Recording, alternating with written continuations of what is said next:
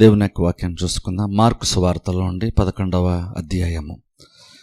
Mark సువార్త 11వ అధ్యాయము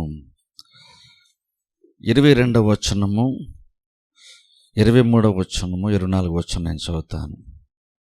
mark సువార్త 11వ అధ్యాయము 22, 23, 24 వచనాలు నేను చదువుతాను. మీరందరూ కూడా బైబిల్లో ఫాలో అవ్వండి. అందుకు యేసు వారితో ఇట్లనెను, మీరు దేవుని యందు విశ్వాసముంచుడి. ఎవడైనాను ఈ కొండను చూచి నీవు ఎత్తబడి సముద్రంలో పడవేయబడమని చెప్పి తన మనస్సులో సందేహింపక తాను చెప్పినది జరుగునని నమ్మినడలా వాడు చెప్పినది జరుగునని మీతో నిశ్చయంగా చెప్పుచున్నాను. అందుచేత ప్రార్థన చేయనప్పుడు మీరు అడుగుచున్న వాటినెల్లను పొందియున్నామని నమ్ముడి, అప్పుడు అవి మీకు కలుగునని మీతో చెప్పుచున్నాను. గత కొన్ని వారముల నుంచి మనం విశ్వాసాన్ని గురించి మనము చూసుకుంటున్నాం. ఈ రోజున కూడా ఈ విశ్వాసాన్ని గురించి కొన్ని ప్రాముఖ్యమైనటువంటి విషయాలు దేవుని యొక్క వాక్యం మనం చూద్దాం.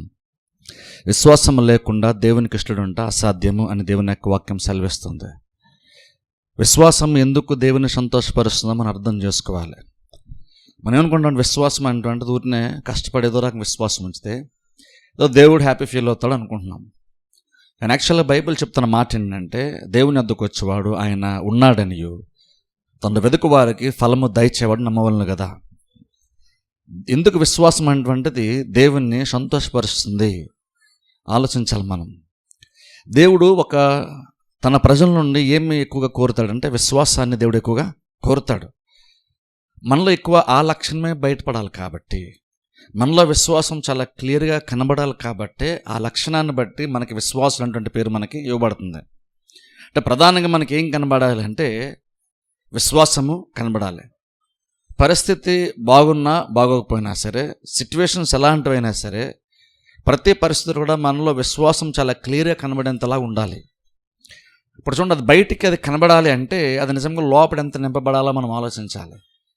విశ్వాసం అనేది ఎప్పుడో మనము చర్చిలోకి వచ్చి ఏదో వాక్యం వినేటప్పుడు, లేదా ప్రార్థన చేసేటప్పుడు, లేదా సాక్ష్యాలు చెప్పేటప్పుడు కాదు.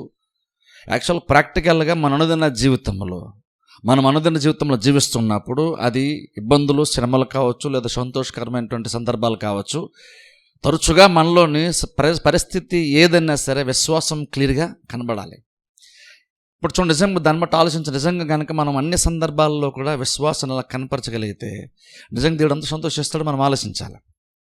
చాలా సందర్భంలో మనకు విశ్వాసం ప్రాబ్లం వస్తుందంటే, మనం ఏదైనా సమస్య ఎదుర్కొన్నప్పుడు ఆటోమేటిక్గా విశ్వాసుల యొక్క జీవితాల్లో నుండి బాధ కనబడుతుంది, ఇబ్బందులు పడుతున్న విషయం క్లియర్గా కనబడుతుంది, కానీ విశ్వాసం యాక్చువల్గా కనబడట్లేదు. కానీ యాక్చువల్గా బైబిల్లో చాలా భక్తుల యొక్క జీవితాలు మనం చూసినప్పుడు నిరీక్షణకు ఆధారం లేనప్పుడు కూడా వాళ్ళు దేవుని నమ్మారని బైబిల్ సాక్ష్యం చెప్తుంది. అంటే అర్థం ఏంటంటే వారిలో క్లియర్గా, అంటే ఎటువంటి హోప్ లేని సందర్భాల్లో, ఇంగ్లీష్ అంటారు చూసారు, హోప్లెస్ సిచ్యువేషన్ అంటారు. అంటే ఇంక అసలు బాగుపడే అవకాశమే లేనటువంటి పరిస్థితిని అర్థం. అలాంటి సిచ్యువేషన్లో కూడా బైబిల్ ఉన్నటువంటి భక్తులు వాళ్ళు ఇంకొను నిరీక్షణ ఉంచారట, ఇంకొను వాళ్ళు దేవుణ్ణి నమ్మారు. ఇప్పుడు చూడండి, నమ్మినప్పుడు అది వాళ్ళు చెప్పుకోలేదు నేను నమ్మానని, దేవుడు చెప్తున్నాడు వాళ్ళ గురించి, అబ్రహాము లాంటి వాళ్ళ గురించి. నిరీక్షణకు ఆధారం లేనప్పటికీ నిరీక్షణ కలిగి నమ్మెను అని బైబిల్ చెప్తుంది సాక్ష్యం వాళ్ళకి విశ్వాసం గురించి. ఇప్పుడు మనం కూడా ఏంటంటే సహజంగా మనం ఏంటంటే నేను నమ్ముతున్నాను మనం అంటాం, కానీ నువ్వు చెప్పడం కాదు. యాక్చువల్గా నేను నిజంగా అది విశ్వాసం ఉందో లేదంటే దేవుడు అప్రూవ్ చేయాలి మన విశ్వాసాన్ని. అది నిజంగా విశ్వాసం అనేటువంటిది దేవుడు ఆమోదించాల్సి ఉంది. ఇప్పుడు దాన్ని బట్టి ఆలోచించండి, నిజంగా విశ్వాసం ఉంచడం ఎంత ప్రాముఖ్యం ఆలోచించండి. విశ్వాసం ఉంచడం కొంచెం కష్టమే, కానీ ఆ కొంచెం కష్టపడ్డామంటే దాన్ని తగ్గ ప్రతిఫలం ఖచ్చితంగా దేవుడు మనకి ఇస్తాడు. అందుకనే దేవుని వద్దకు వచ్చేవాడు ఆయన ఉన్నాడని ఇక్కడ మనం వస్తున్నాము. ఇక్కడ మనుషులంగా మనం కూడుకుంటున్నామని కాదు, ఇక్కడ దేవుడు ఉన్నాడని నమ్మి చర్చకు రావడం కూడా ఎంత ఆశీర్వాదకరంగా ఉంటుందంటే, ఇక్కడ వచ్చేటువంటి విధానం ఎలా ఉండాలంటే, మనం దేవుని దగ్గరకు వస్తున్నాము, ఇది దేవుని యొక్క సన్నిధి, ఇక్కడ దేవుడు ఉంటాడు కాబట్టి నేను వస్తున్నాను అని, దేవుడు ఉంటాడని రావడమే కాదు, వస్తున్నప్పుడు ఇక్కడ దేవుడు ఉంటాడు అని నమ్ముతూ ఇక్కడ గడిపితే దేవుడు మంచి జీవులను మనకి ఇస్తాడు. చూడండి, ఒకసారి నిజంగా చూడండి, విశ్వాసం అంటే ఎంత ప్రయోజనకరంగా మనకు ఉంటుందో ఆలోచించాలి. చర్చికి రావడం ఏంటంటే ఒక సింపుల్ కార్యంలో కూడా మనం విశ్వాసాన్ని బట్టి చేస్తూ విశ్వాసాన్ని బట్టి కనుక ఇక్కడ మనం గడిపామనుకోండి సమయాన్ని, అంటే దేవుడు ఉన్నాడని ఇక్కడ నిజంగా మనం దేవుని వెతుకుతూ ఆ నమ్మకంతో వెతికేమనుకోండి, దేవుడు మన ప్రతిఫలాన్ని ఇస్తాడు. అంటే చూడండి, మనం ఎక్కువ విశ్వాసం ఉంచుతామో తక్కువ ప్రతిఫలం వస్తుందని కాదు. జనరల్ బయట ఏంటంటే మనం భౌతికంగా చూసుకుంటే ఎక్కువ శ్రమలు పడాలి, ఎక్కువ కష్టపడితే, ఎక్కువ చెమటోరిస్తే తక్కువ ప్రతిఫలం మనకి వస్తుంది. అది లోక సంబంధమైనటువంటి జీవితం అది. కానీ దేవుని యొక్క రాజ్యంలో స్థితి ఎలాగున్నా ఉండదు. బైబిల్ చెప్తున్న మాట ఏంటంటే, నువ్వు అడిగిన దానికంటే ఊహించిన దానికంటే అత్యధికంగా చేయశక్తి గల దేవుడు. నువ్వు కొంచెం కష్టపడితే నువ్వు కష్టపడిన దాన్ని ఎక్కువ ప్రతిఫలాన్ని దేవుడు మనకి ఇస్తాడు. అందుకనే మనం ఎప్పుడూ కూడా దేవుడు ఎప్పుడు ఏ మనిషిగా రుణపడి ఉండాల్సిన అవసరం ఉండదు. ఎందుకో తెలుసా? నువ్వు ఎక్కువ కష్టపడ్డావు, దేవుడు తక్కువ ఇచ్చి నీ కష్టాన్ని ఆయన దాచుకున్నాడు, నీ కష్టాన్ని ఉంచుకున్నాడు అని ఎప్పుడు కూడా ఏ మనిషి కూడా చెప్పలేడు. ఎందుకంటే నువ్వు బహుశా ఎంత కష్టపడినా సరే ఒకరికంటే మరోళ్ళు ఎక్కువ కష్టపడచ్చేమో జీవితంలో, కానీ మీ కష్టపడిన దానికంటే అధిక ప్రతిఫలాన్ని దేవుడు ఖచ్చితంగా ప్రతి విశ్వాసకి ఇస్తాడు. ఎందుకంటే దేవుని యొక్క మనస్సు అలాంటిది. దేవుడు ధారాళంగా ఇచ్చేటువంటి మనసు కలిగినటువంటి వాడు మన దేవుడు. అలాంటి దేవుడు అని మనకు అర్థమైనప్పుడు దేవుని దగ్గరకు వచ్చేటప్పుడు విశ్వాసం ఉంచడానికి మనం ఎంత ఇష్టపడాలో ఒకసారి ఆలోచించండి. అందుకే చూడండి, ఎక్కడ కూడా యేసుక్రీస్తు స్వయంగా మాట్లాడుతున్నారు. సందర్భం అందరికి కూడా తెలుసు. యేసుక్రీస్తు ఒక ప్రాంతానికి వెళ్తున్నప్పుడు అక్కడ అంజూరపు చెట్టును శపించేసి ఆయన వెళ్ళిపోయారు. దాన్ని చెక్ కూడా చేయలేదు, ఆయన వెళ్ళిపోయారు. రిటర్న్ వస్తున్నప్పుడు 24 గంటల తర్వాత వస్తున్నప్పుడు అక్కడ శిష్యులు ఆశ్చర్యపోయి వాళ్ళు అంటున్నారు, ప్రభువా నిజంగానే ఈ చెట్టు ఎండిపోయింది, నువ్వు చెప్పించింది నిజంగానే జరిగింది అన్నప్పుడు యేసుక్రీస్తు విశ్వాసాన్ని గూర్చి ఒక లెసన్ నేర్పారు. ఇప్పుడు ఎంత ప్రాముఖ్య సందర్భం ఏంటంటే, యేసుక్రీస్తు చెప్తే ఆ చెట్టు ఎండిపోయింది. ఇప్పుడు ఆ సందర్భంలో ఏది సూటబుల్గా ఉంటుంది అంటే బోధించడానికి, మరి నా గురించి ఏమనుకుంటున్నారు, నేను దేవుని కుమారుని, ఇప్పటికైనా మీరు ఇంకా బెటర్గా నన్ను నమ్మాలి అని చెప్పాలి. యాక్చువల్గా మీరు నన్ను నమ్మాలి అని అటెన్షన్ అంతా ఆయన తన వైపు తిప్పుకోవాలి. ఎందుకంటే ఆయన వల్ల గొప్ప అద్భుతం జరిగింది. సింపుల్గా జస్ట్ ఒక మాట చెప్పేశారు, ఆయన వెళ్ళిపోయారు. పెద్దగా సింపుల్ మనిషితో మాట్లాడేట్టుగా మాట్లాడేశారు. ఆ చెట్టు రెస్పాండ్ అయ్యింది, దాని తగ్గట్టు కార్యం కూడా జరిగిపోయింది. అప్పుడు జరిగిపోయినప్పుడు శిష్యులు ఆశ్చర్యపోతే మరి ఏమనుకుంటున్నారు, నా సంగతి నేను అంత గొప్ప అనాల్సినటువంటి ఆయన అలా అనకుండా వాళ్ళ వైపు డైవర్ట్ చేస్తూ, ఎవడైనా సరే ఈ కొండను చూసి, అంటే ప్రభు నువ్వు అన్నావు కదా, నీ ఒక్కడికి అది సాధ్యమా అంటే క్రీస్తు అంటున్నారు, లేదు ఎవరైనా సరే ఈ కొండను చూచి నువ్వు ఎత్తబడి సముద్రంలో పడవేయబడమని. ఇప్పుడు చూడండి, అక్కడ అందుకే అంటాను చూడండి, ప్రతి విశ్వాసి కూడా నేర్చుకోవాలి విషయాలు. ఎందుకంటే అక్కడ ఎవరో కొంతమందికి అనలేదు, లేదా ప్రత్యేకమైనటువంటి వారికి అనలేదు, అభిషక్తులు అనలేదు, ఇలాంటి వాళ్ళకి అలాంటి వాళ్ళకి అనలేదు, ఎవడైనను అంటారు. సరే, అంటే విశ్వాసం ఉంటే చాలు, వాళ్ళు ఎవరంటే దేవునికి పెద్ద వ్యత్యాసమే దేవునికి లేదు. అంటే మనిషి బ్యాక్గ్రౌండ్ ఏంటి, మనిషి ఎలాంటి వాటి దేవుడు చూడలేదు అంటే, బేసిక్గా దేవుడు ఏం చూస్తున్నాడు, ఒక విశ్వాసులు ఏం వెతుకుతున్నాడు అంటే ఆ వ్యక్తి యొక్క బ్యాక్గ్రౌండ్ ఏంటి, ఆ వ్యక్తి స్థితి ఏంటి అనేది కాదు, ఆ వ్యక్తి హృదయంలో విశ్వాసం ఉందా లేదా మాత్రమే దేవుడు చూస్తున్నాడు. దేవుడికి రెండు, ఒకటి విశ్వాసం ఉంది, లేదా విశ్వాసము లేదు. ఈ డిఫరెన్స్ తప్ప దేవునికి మనుషులతో పెద్ద ఎటువంటి ఆ వ్యత్యాసం ఏది దేవునికి ఉండదు. మనుషులంగా మనం చాలా డిఫరెన్సెస్ మనం చూస్తుంటాం, కానీ దేవుడు బేసిక్గా అలా చూడట్లేదు. దేవుడు ఒకటే చూస్తున్నాడు, నువ్వు నమ్మేవా నువ్వు నమ్మలేదా. దేవుడికి ప్రపంచంలో రెండు కేటగిరీలు, దేవుని నమ్మేటువంటి వాళ్ళు, దేవుని నమ్మనటువంటి వాళ్ళు. దేవుని నమ్ముతూ జీవించేటువంటి వాళ్ళు, అప్పుడప్పుడు మాత్రమే నమ్ముతూ బ్రతికేటువంటి వాళ్ళు. ఈ రెండు గుంపులే దేవునికి కనబడతాయి. దేవుడు ఒక గుంపులను డివైడ్ చేస్తే 2 రకాలుగా దేవుడు డివైడ్ చేస్తాడు. ఇంకా మూడో రకం దేవుని దగ్గర లేదు. అందుకని క్రీస్తుని ఎవడైనా కొండను చూచి నీవు ఎత్తబడి సముద్రంలో పడవేయబడమని చెప్పి తన మనస్సులో సందేహింపక తాను చెప్పినది జరుగునని నమ్మినేడలా వాడు చెప్పినది జనని మీతో నిశ్చయంగా చెప్తున్నాను. ఇప్పుడు ఎన్నిసార్లు అక్కడ యేసుక్రీస్తు నమ్మకం గురించి, విశ్వాసం గురించి జరుగుతుంది అని నమ్మితే అంటున్నారు. ఇప్పుడు అది చాలా ఇంపార్టెంట్. అంటే అక్కడ అర్థం ఏంటంటే, బేసిక్గా అక్కడ మనిషిలో లేదా ఆ కెపాసిటీ, విశ్వాసముల కెపాసిటీ ఉంది. అందుకే ఎవరు గొప్పవాళ్ళు తక్కువ వాళ్ళు గొప్ప అనేటువంటిది ఉంది. బేసిక్ విశ్వాసం ఉందో లేదంటే విశ్వాసాన్ని బట్టి ఎవరైనా గొప్ప వాళ్ళుగా మారుతారు. చాలామంది అనుకుంటుంటే అబ్రహాం అంత గొప్పగా దేవుడు ఆశీర్వదించాడు, సొలొమోన్ లాంటి వాళ్ళని అంత గొప్పగా ఆశీర్వదించాడు, మరి ఏంటంటే మనల్ని ఎందుకు దేవుడు ఆశీర్వదించట్లేదు అంటే వాళ్ళని ఎందుకు ఆశీర్వదించాడు ఆలోచించాలి. వాళ్ళు విశ్వాసం ఉంచారు, అందుకే వాళ్ళు దేవుని పడ్డారు. డిఫరెన్స్ దేవునిలో కాదు, డిఫరెన్స్ మనలోనే ఉంటుంది. అందుకని మన విశ్వాసం అంత ప్రాముఖ్యం. ఇందులో ఇక్కడ బైబిల్ చూస్తే 2 రకాల విశ్వాసం పనిచేస్తుంది మన లైఫ్లో. ఒకటేంటంటే నీకు వ్యతిరేకం వస్తున్నటువంటి కార్యముల నుండి నువ్వు జయించడానికి, అడ్డు తొలగించుకోవడానికి. ఎవడైనా కొండను చూసి ఎత్తబడి సముద్రంలో పడవేయబడమని చెప్పి అంటే అర్థం ఏంటంటే, నీ అనుదిన జీవితంలో ప్రాబ్లమ్స్ ఖచ్చితంగా వస్తాయి, అప్పుడు నువ్వు విశ్వాసం ఉంచి అంటున్నారు. అంటే అర్థం బేసిక్గా విశ్వాసం అంటే ఏంటంటే కష్టములకు వ్యతిరేకమైన కార్యములకు వ్యతిరేకంగా చాలా బలంగా పనిచేసేటువంటి కార్యం విశ్వాసం. మన విశ్వాసము కొన్ని విషయాలు వ్యతిరేకమైన పరిస్థితులు వ్యతిరేకంగా పనిచేస్తుంది. అంటే ప్రాబ్లమ్స్కి వ్యతిరేకంగా పనిచేసి వాటిని తీసేస్తుంది. రెండోది కొన్ని మనం పొందుకోవడానికి మనకు సహాయము చేస్తుంది. అందుకని చాలా ఇంపార్టెంట్ తెలుసా, నీకు ప్రాబ్లం వచ్చినప్పుడు మాత్రమే విశ్వాసం గురించి ఆలోచించద్దు. ఎందుకంటే నీ ప్రాబ్లమ్స్ తొలగించుకోవడానికి మాత్రమే విశ్వాసం కాదు, నువ్వు కొన్ని కార్యాలు పొందుకోవడానికి కూడా నీకు విశ్వాసము అవసరం. ఎవడు నీ కొండను చూచి, ఇప్పుడు చూడండి, ప్రాబ్లమ్స్ ఎప్పుడు కూడా దేవుడు తీసుకొని రాడు, గుర్తుపెట్టుకోండి. ఎవడి ఆ కొండ దేవుడు తీసుకురాలేదు. కొన్నిసార్లు మనం ఏమనుకుంటామంటే గాఢాంధకార లోయలో సంచరించిన అని దావీదులాగా చెప్తున్నప్పుడు ఆ పర్వతాలు కొండలు కూడా దేవుడే తీసుకొచ్చాడేమో, దేవుడే పెట్టాడేమో అనుకుంటాం. దేవుడు పెట్టలేదు. నువ్వు సహజంగా ఈ యాత్రను చేస్తున్నప్పుడు సహజంగా అలాంటి సిచ్యువేషన్స్ వస్తాయి. గాఢాంధకారం లాంటి పరిస్థితులు వస్తాయి, పర్వతములు లాంటి అడ్డులు వస్తాయి. అలా వచ్చినప్పుడు అది దేవుడు పెట్టట్లేదు కాబట్టి అంటున్నాడు, దానికి నువ్వు విశ్వాసం ఉంచు, అది నీ ముందు దూరంగా వెళ్ళిపోద్దు అంటున్నారు. అంటే బేసిక్ అంటే ప్రాబ్లమ్స్ బేసిక్గా దేవుడు తీసుకురావట్లేదు. చాలామంది దేవుడు ఎందుకో ప్రాబ్లం తీసుకొచ్చాడు, నాకేదో మంచి విషయం నేర్పడానికి అండి అంటారు. దేవుడు ఎంత జ్ఞానవంతుడు అంటే ప్రాబ్లంతో నీకు నేర్పించడు. ఆయన తనకున్నటువంటి వాక్య జ్ఞానముతో మనకి చాలా విషయాలు దేవుడు నేర్పిస్తాడు, కానీ ప్రాబ్లమ్స్ దేవుడు నేర్పించడు. ఆ విషయం మనం గుర్తుపెట్టుకోవాలి. ప్రాబ్లం వచ్చినప్పుడు నువ్వు విశ్వాసం ఉంచి ఆ ప్రాబ్లం నువ్వు జయించడానికి క్రీస్తు ఇక్కడ చెప్తున్నారు. అందుకే మన విశ్వాసం ఉంచడం మనకంత అవసరం. విశ్వాసం లేకుండా మనం దేవునికి ఇష్టంగా జీవించలేము. ఎందుకని దేవుడు ఇష్టపడతాడు విశ్వాసం ఉండంటే, బేసిక్ విశ్వాసం అంటే ఏంటంటే దేవుడు ఇది చేయగలడు అని మనం చెప్తున్నాం. దేవుడు నాకు ఇది వాగ్దానం చేశాడు, దేవుడు చెప్పింది చేస్తాడు అని మనం అంటున్నాం. ఎప్పుడైతే ఒక వ్యక్తి అలా దేవుడు నిజంగా చేస్తా నమ్మేమో, ఇండైరెక్ట్గా మనం ఏం చెప్తున్నామంటే దేవుడు నమ్మదైనటువంటి వాడని చెప్తున్నాం. దేవుడు చెప్పిన తర్వాత చేయకుండా ఉండడని చెప్తున్నాం. అంటే దేవుడు అసలు అబద్ధం ఆడేటువంటి వాడు కాదు, ఆయన జెన్యూన్గా ఉంటాడు. ఆయన చెప్పిందంటే ఆయన ఖచ్చితంగా చేస్తాడు. ఆయనకు స్వభావం మీద, ఆయన క్యారెక్టర్ మీద మనకి ఎటువంటి డౌటు లేదని విశ్వాసం ద్వారా ప్రూవ్ చేస్తున్నాం మనం. అందుకే దేవుని సంతోషం తీసుకొస్తుంది. అందుకని అవిశ్వాసం కూడా దేవుని కోపం తెస్తుంది, లేదా బాధ తీసుకొస్తుంది. అవిశ్వాసం ఎందుకు దేవునికి ప్రాబ్లమ్ అని తెలుసా? నువ్వు దేవుని నమ్మట్లేదంటే అర్థం ఏంటంటే దేవుడు చేయడం నువ్వు అంటున్నావు. దేవుడు చేయడం ఎప్పుడైతే నువ్వు అంటున్నావు, అది జస్ట్ ఒక ప్రాబ్లం కాదు. నువ్వు దేవుని యొక్క క్యారెక్టర్ మీద నీకు సందేహం ఉంది, దేవుని యొక్క నేచర్ మీద నీకు సందేహం ఉంది. అంటే దేవుడు నిజంగా చేసేంత మనసు దేవునికి ఉందో లేదో, ఆయన చేస్తాడో చేయడో, ఆయన మూడు ఉందో లేదో చేయడానికి, ఇష్టపడతాడో లేదో.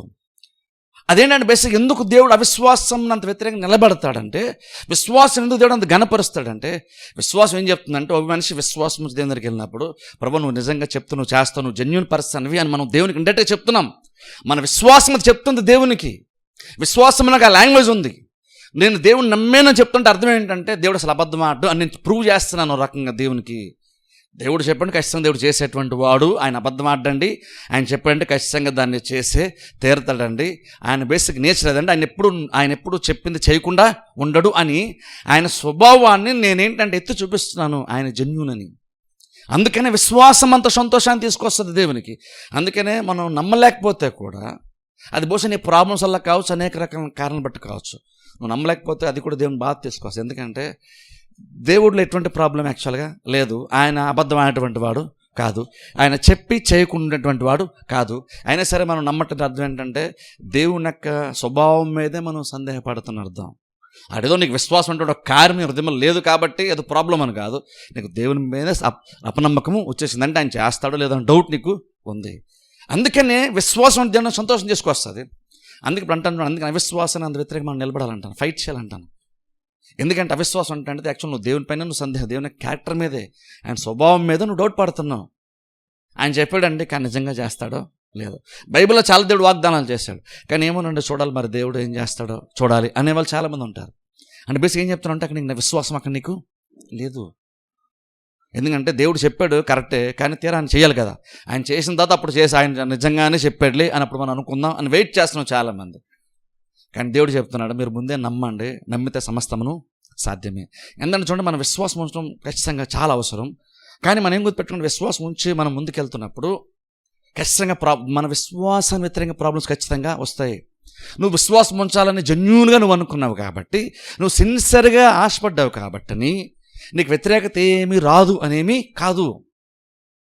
నువ్వు జెన్యూన్గా ఎక్కువ నేను విశ్వాసం ఉంచాలి అని నువ్వు సిన్సియర్గా నువ్వు డిసిషన్ తీసుకున్నావు కాబట్టి, ఇక్కడ నువ్వు నీ సిన్సియారిటీని బట్టి నీకేం ప్రాబ్లమ్స్ రావనుకుంటున్నావా? యాక్చువల్గా నువ్వు నిజంగా ఎప్పుడైతే విశ్వాసం ఉంచుదామని నువ్వు ప్రయత్నం చేస్తావో అప్పుడే నిజంగా నువ్వు ప్రాబ్లమ్స్ నిజంగా నువ్వు ఎక్స్పీరియన్స్ చేస్తావు. అప్పుడే నువ్వు, ఎందుకంటే ఇప్పుడు విశ్వాసం ఉంచామంటే నువ్వేం చేస్తావు, బేసిక్గా నువ్వు ఒక డైరెక్షన్లో స్పెసిఫిక్ ఒక డైరెక్షన్ నువ్వు వెళ్ళాలని నిర్ణయం తీసుకున్నావు. ఒక డైరెక్షన్ వెళ్ళాలని అనుకున్న అర్థం ఏంటంటే నువ్వు గాలికి అటు ఇటు కొట్టుకొని పోవడానికి, గాలి ఎటు వీస్తే అటు వెళ్ళాలని నువ్వు ఇష్టపడలేదని అర్థం. ఇప్పుడు చూడండి, లైఫ్ ఎప్పుడు ఈజీగా ఉంటుందంటే గాలి ఎటు వీస్తే అటు వెళ్ళిపోవడం చాలా ఈజీ, ఇబ్బంది ఏమీ లేదు. కానీ మనం అనుకున్నటువంటి గమ్యానికి చేరాలంటే మాత్రము కొన్నిసార్లు అనుకూలంగా ఉంటాయి పరిస్థితులు, కొన్నిసార్లు వ్యతిరేకంగా కూడా ఉంటాయి. అనుకూలంగా ఉన్నప్పుడు చాలా ఈజీగా వెళ్ళిపోతాం, కానీ వ్యతిరేకంగా ఉన్నప్పుడు కూడా అది వ్యతిరేకంగా ఉన్నప్పుడు యాక్చువల్ ఏంటంటే ఆ ప్రాబ్లం మనం ఈజీగా ఎక్స్పీరియన్స్ చేస్తాం. గాలి మనకు మనం సపోజ్ ఆ వ్యక్తి సైకిల్ మీద వెళ్తున్నాడు అనుకుందాం, గాలి ఆయన వైపు వేస్తుంది అనుకోండి, అప్పుడు సైకిల్ పెద్ద కష్టపడకుండా ఈజీగానే ముందుకు వెళ్ళిపోతాడు, తక్కువ కష్టంతో చాలా ఈజీగా ఫాస్ట్గా వెళ్ళిపోతాడు, అప్పుడు బాగుంటుంది. కానీ సపోజ్ అనుకుందాం మళ్ళీ అన్ని సిచ్యువేషన్ మారిపోయి అదే వ్యక్తికి గాలి అతనికి ఆపోజిట్ డైరెక్షన్ వస్తుంది అనుకోండి, అప్పుడు అతను వెళ్ళడం కొంచెం కష్టం. కానీ అతనికి ఏది ఈజీగా ఉంటుందంటే గాలి అటు వేస్తే అటు డైరెక్షన్ మార్చుకొని గాలి చెప్తున్నట్లుగా పరిస్థితిని తగ్గట్టుగా అటు వెళ్ళిపోవడం చాలా ఈజీ. ఎందుకంటే పెద్ద కష్టపడాల్సిన పని ఏమి ఆయనకి లేదు, వ్యతిరేకత ఏమీ పెద్ద ఉండదు. కానీ ఎప్పుడైతే మనం విశ్వాసం ఉంచాలని ప్రయత్నం చేస్తున్నాడు, గ్యారంటీగా చెప్తున్నాను చూడండి, నీ విశ్వాసానికి వ్యతిరేకమైనటువంటి కార్యాలు ఖచ్చితంగా జరుగుతాయి. కానీ అప్పుడు అలాగన్నానని మనం భయపడాల్సిన పని యాక్చువల్, ఎందుకంటే విశ్వాసం స్థిరిస్తాను. ఎవరైనా కొండను చూచన్నారు, ఇప్పుడు నేను విశ్వాసం ఉంటే ఖచ్చితంగా ప్రాబ్లమ్స్ వస్తాయి అన్నానంటే, విశ్వాసం ప్రాబ్లమ్స్ వస్తాయి కానీ తట్టుకోండి, ఓర్చుకోండి అని కాదని చెప్పేది. విశ్వాసం ఎందుకు కష్టపడతామంటే, విశ్వాసం ఉంచడం కొంచెం కష్టమే, కానీ ఒకసారి నువ్వు కనుక ఉండాల్సిన స్థాయిలో నీకు విశ్వాసం వచ్చేస్తే కొండ కూడా నీ ముందు పెద్దగా విషయమేమి కాదని స్వయంగా క్రీస్తు చెప్తున్నారన్నమాట. కాబట్టి విశ్వాసం వస్తే కొండలు వస్తాయి, అయినా సరే ఓర్చుకుని అలా కొండ ఎక్కేసే ముందుకు వెళ్ళిపో అని చెప్పట్లేదు. విశ్వాసం ఉన్నప్పుడు కొండలాంటి ఎదురొచ్చినా సరే నీకు విశ్వాసం ఉంటే కనుక నువ్వు చెప్తే నీ ఎదురు నువ్వు దూరంగా పారి సముద్రంలో అది పడిపోద్ది కూడా అని క్రీస్తు చెప్తున్నారు. అందుకనే బైబిల్లో పౌలు మాట చెప్తున్నాడు. చూద్దాం, లాస్ట్ దాంతో క్లోజ్ చేసి ఇప్పుడు దాని గురించి చూద్దాం. తిమోతికి రాసినటువంటి మొదటి పత్రిక 6వ అధ్యాయము. తిమోతికి రాసినటువంటి మొదటి పత్రిక 6వ అధ్యాయము. తిమోతికి రాసినటువంటి మొదటి పత్రిక 6వ అధ్యాయము 12వ వచనం చూద్దాం. తిమోతికి రాసినటువంటి మొదటి పత్రిక 6వ అధ్యాయము 12వ వచనం చూద్దాం చూడండి. విశ్వాస సంబంధమైన మంచి పోరాడము నిత్య జీవము చేపట్టము, దాన్ని పొందుకుంటకు నీవు పిలబడి అనేక సాక్షులు ఎదుట మంచి ఒప్పుకొంటివి. ఇక్కడ స్పెసిఫిక్ 2 విషయాలు మనం గమనిద్దాం చూడండి. ఇక్కడ విశ్వాస సంబంధమైన మంచి పోరాడము అది అన్నట్టు చూడండి, నిత్య జీవము చేపట్టము. అక్కడ చూడండి, విశ్వాస సంబంధం మంచి పోరాడు, నిత్య జీవమును చేపట్టము. బేసిక్గా 2 విషయాలు చూస్తాం. పోరాడడం గురించి, చేపట్టుకోవడం గురించి. చేపట్టడం అంటదంటే ఏదైతే నువ్వు అనుకున్నావో, ఏదైతే పట్టుకున్నావో దాన్ని నువ్వు గట్టిగానే చేపట్టుకొని ముందుకు కొనసాగడం గురించి. ఇప్పుడు చూడండి, ఇక్కడ పౌలు మాట చెప్తున్న మాట ఏంటంటే విశ్వాస సంబంధం మంచి పోరాడము. ఇప్పుడు చూడండి, ఇక్కడ అంటే అర్థం ఏంటంటే మన విశ్వాసం ఖచ్చితంగా, విశ్వాసంలో ఒక పోరాటం గ్యారంటీగా మనకి ఉంది, విశ్వాసంలో పోరాటం ఉంది. కానీ పౌలు ఇక్కడ చెప్తున్నటువంటి మాట అంటే ఇది మంచి పోరాటం అన్నాడు. ఇప్పుడు అందుకంటే చూడండి, మనం ఈ విషయంలో మన ఎంకరేజ్మెంట్ పొందాలి.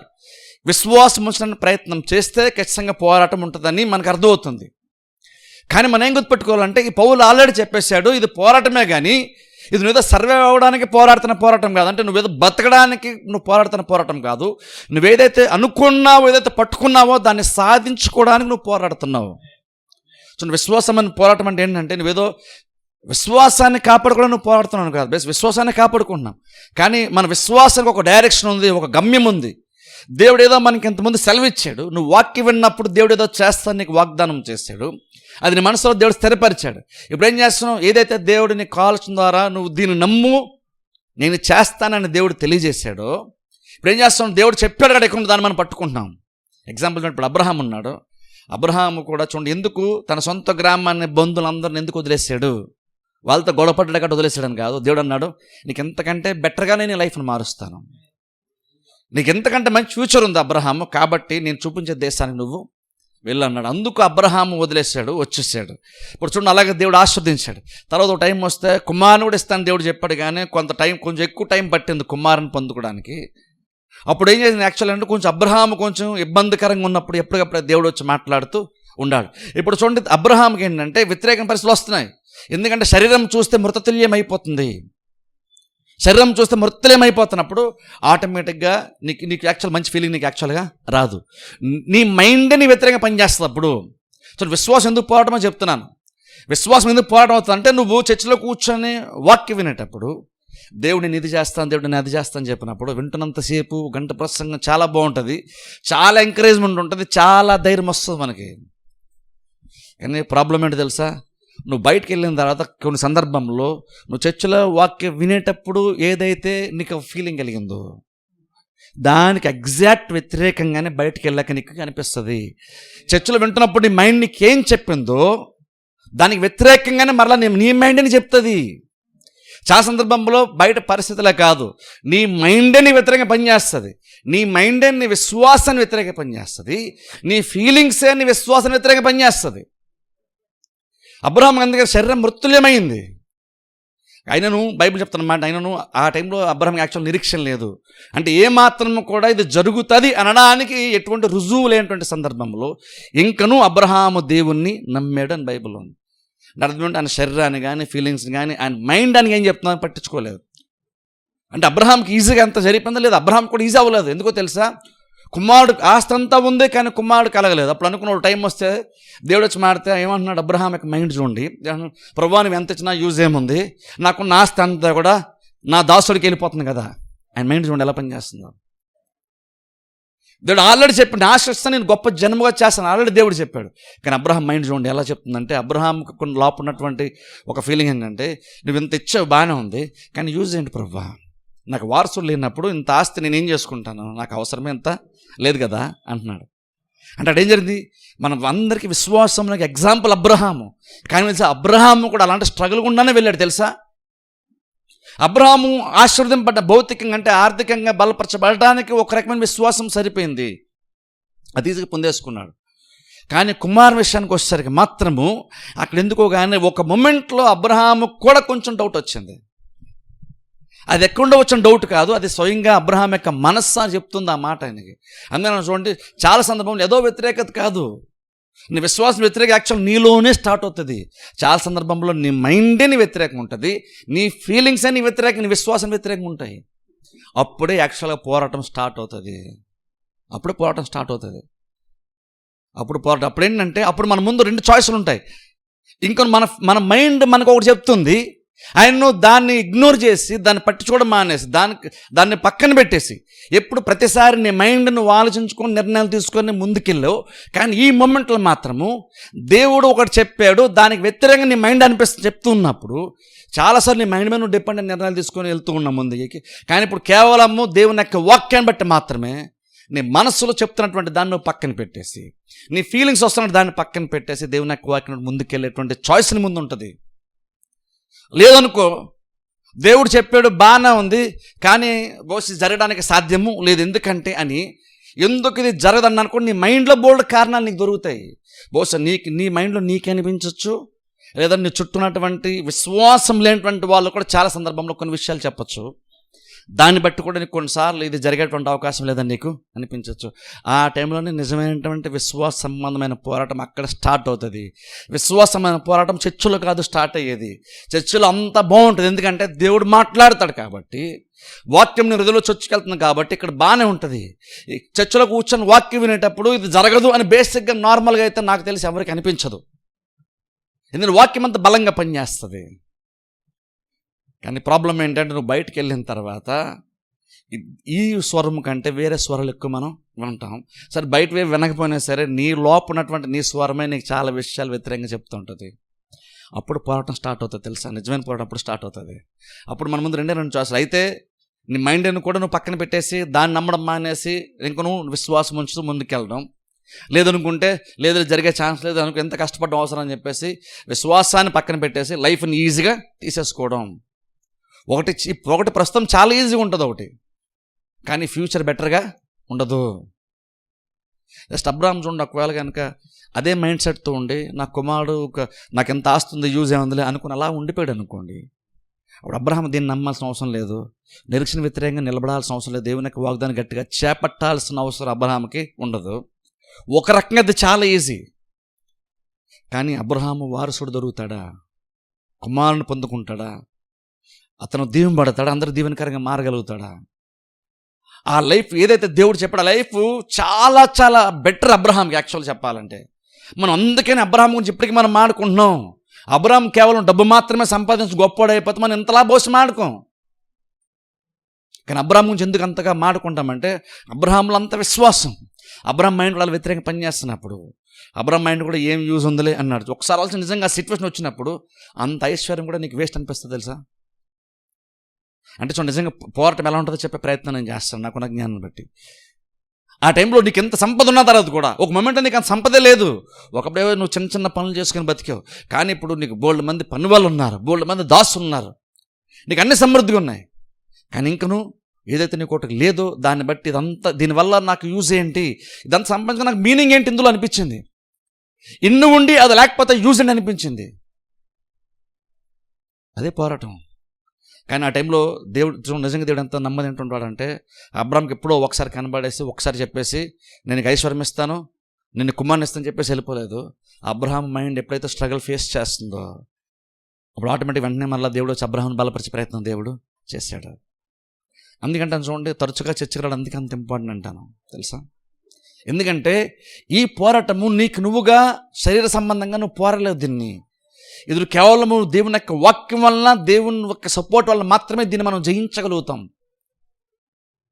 ఇలా దాల్సిన అబ్రహాం లాంటి సైతము దేవుడు తరచుగా వచ్చి దర్శిస్తూ మాట్లాడుతున్నాడు, సిస్టమేటిక్గా వచ్చి మాట్లాడుతున్నాడు. అది కూడా చాలా ముఖ్యమైన సందర్భాలు దేవుడు మాట్లాడాడు.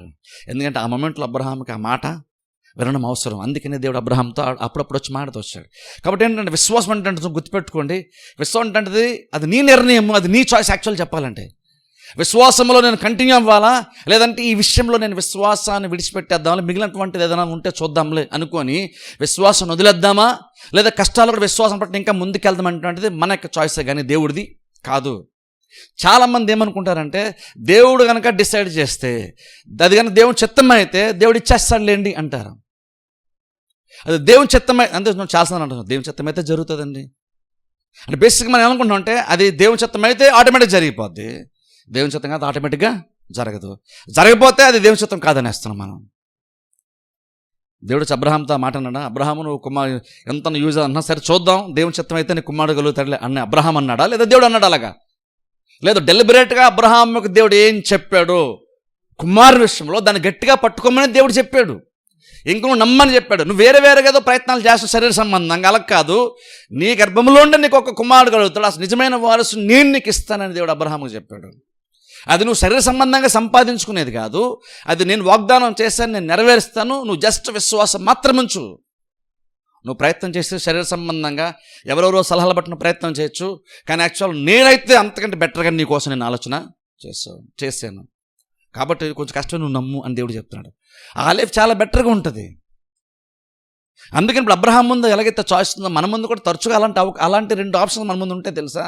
ఒకటి ఈజీగా ఉంటుంది, ఏంటంటే వదిలేయచ్చు, నువ్వు పెద్ద విశ్వాసం కొంచెం ఏం చేయవు, సింపుల్గా ఏమని చెప్పుకొని తిరగచ్చు అంటే విశ్వాసం ఉంది అనుకోవడానికి. దేవుని నమ్ముతానంటే దేవుని చిత్తం అయితే జరుగుతుందండి, దేవుని చిత్తం కాకపోతే జరగదండి. ఆ మాట చాలా వినడానికి చాలా ఆత్మీయంగా అనిపిస్తుంది మనకి. బైబిల్లో చాలా భక్తుల యొక్క జీవితాల్లో కొన్ని మేలు పొందుకున్నప్పుడు దేవుని చిత్తం అయితే జరుగుతుంది అని కూర్చుంటే వాళ్ళకి జరిగిందా? లేదు. చాలా బైబిల్లో 2 ఎగ్జామ్స్. బైబిల్ వాళ్ళు యాక్చువల్ లిటరల్గా వాళ్ళు వ్యతిరేకమైన పరిస్థితులకు ఎదురెళ్తూ వాళ్ళు అనుకున్నటువంటి కార్యాన్ని వాళ్ళు సాధించుకున్నారు.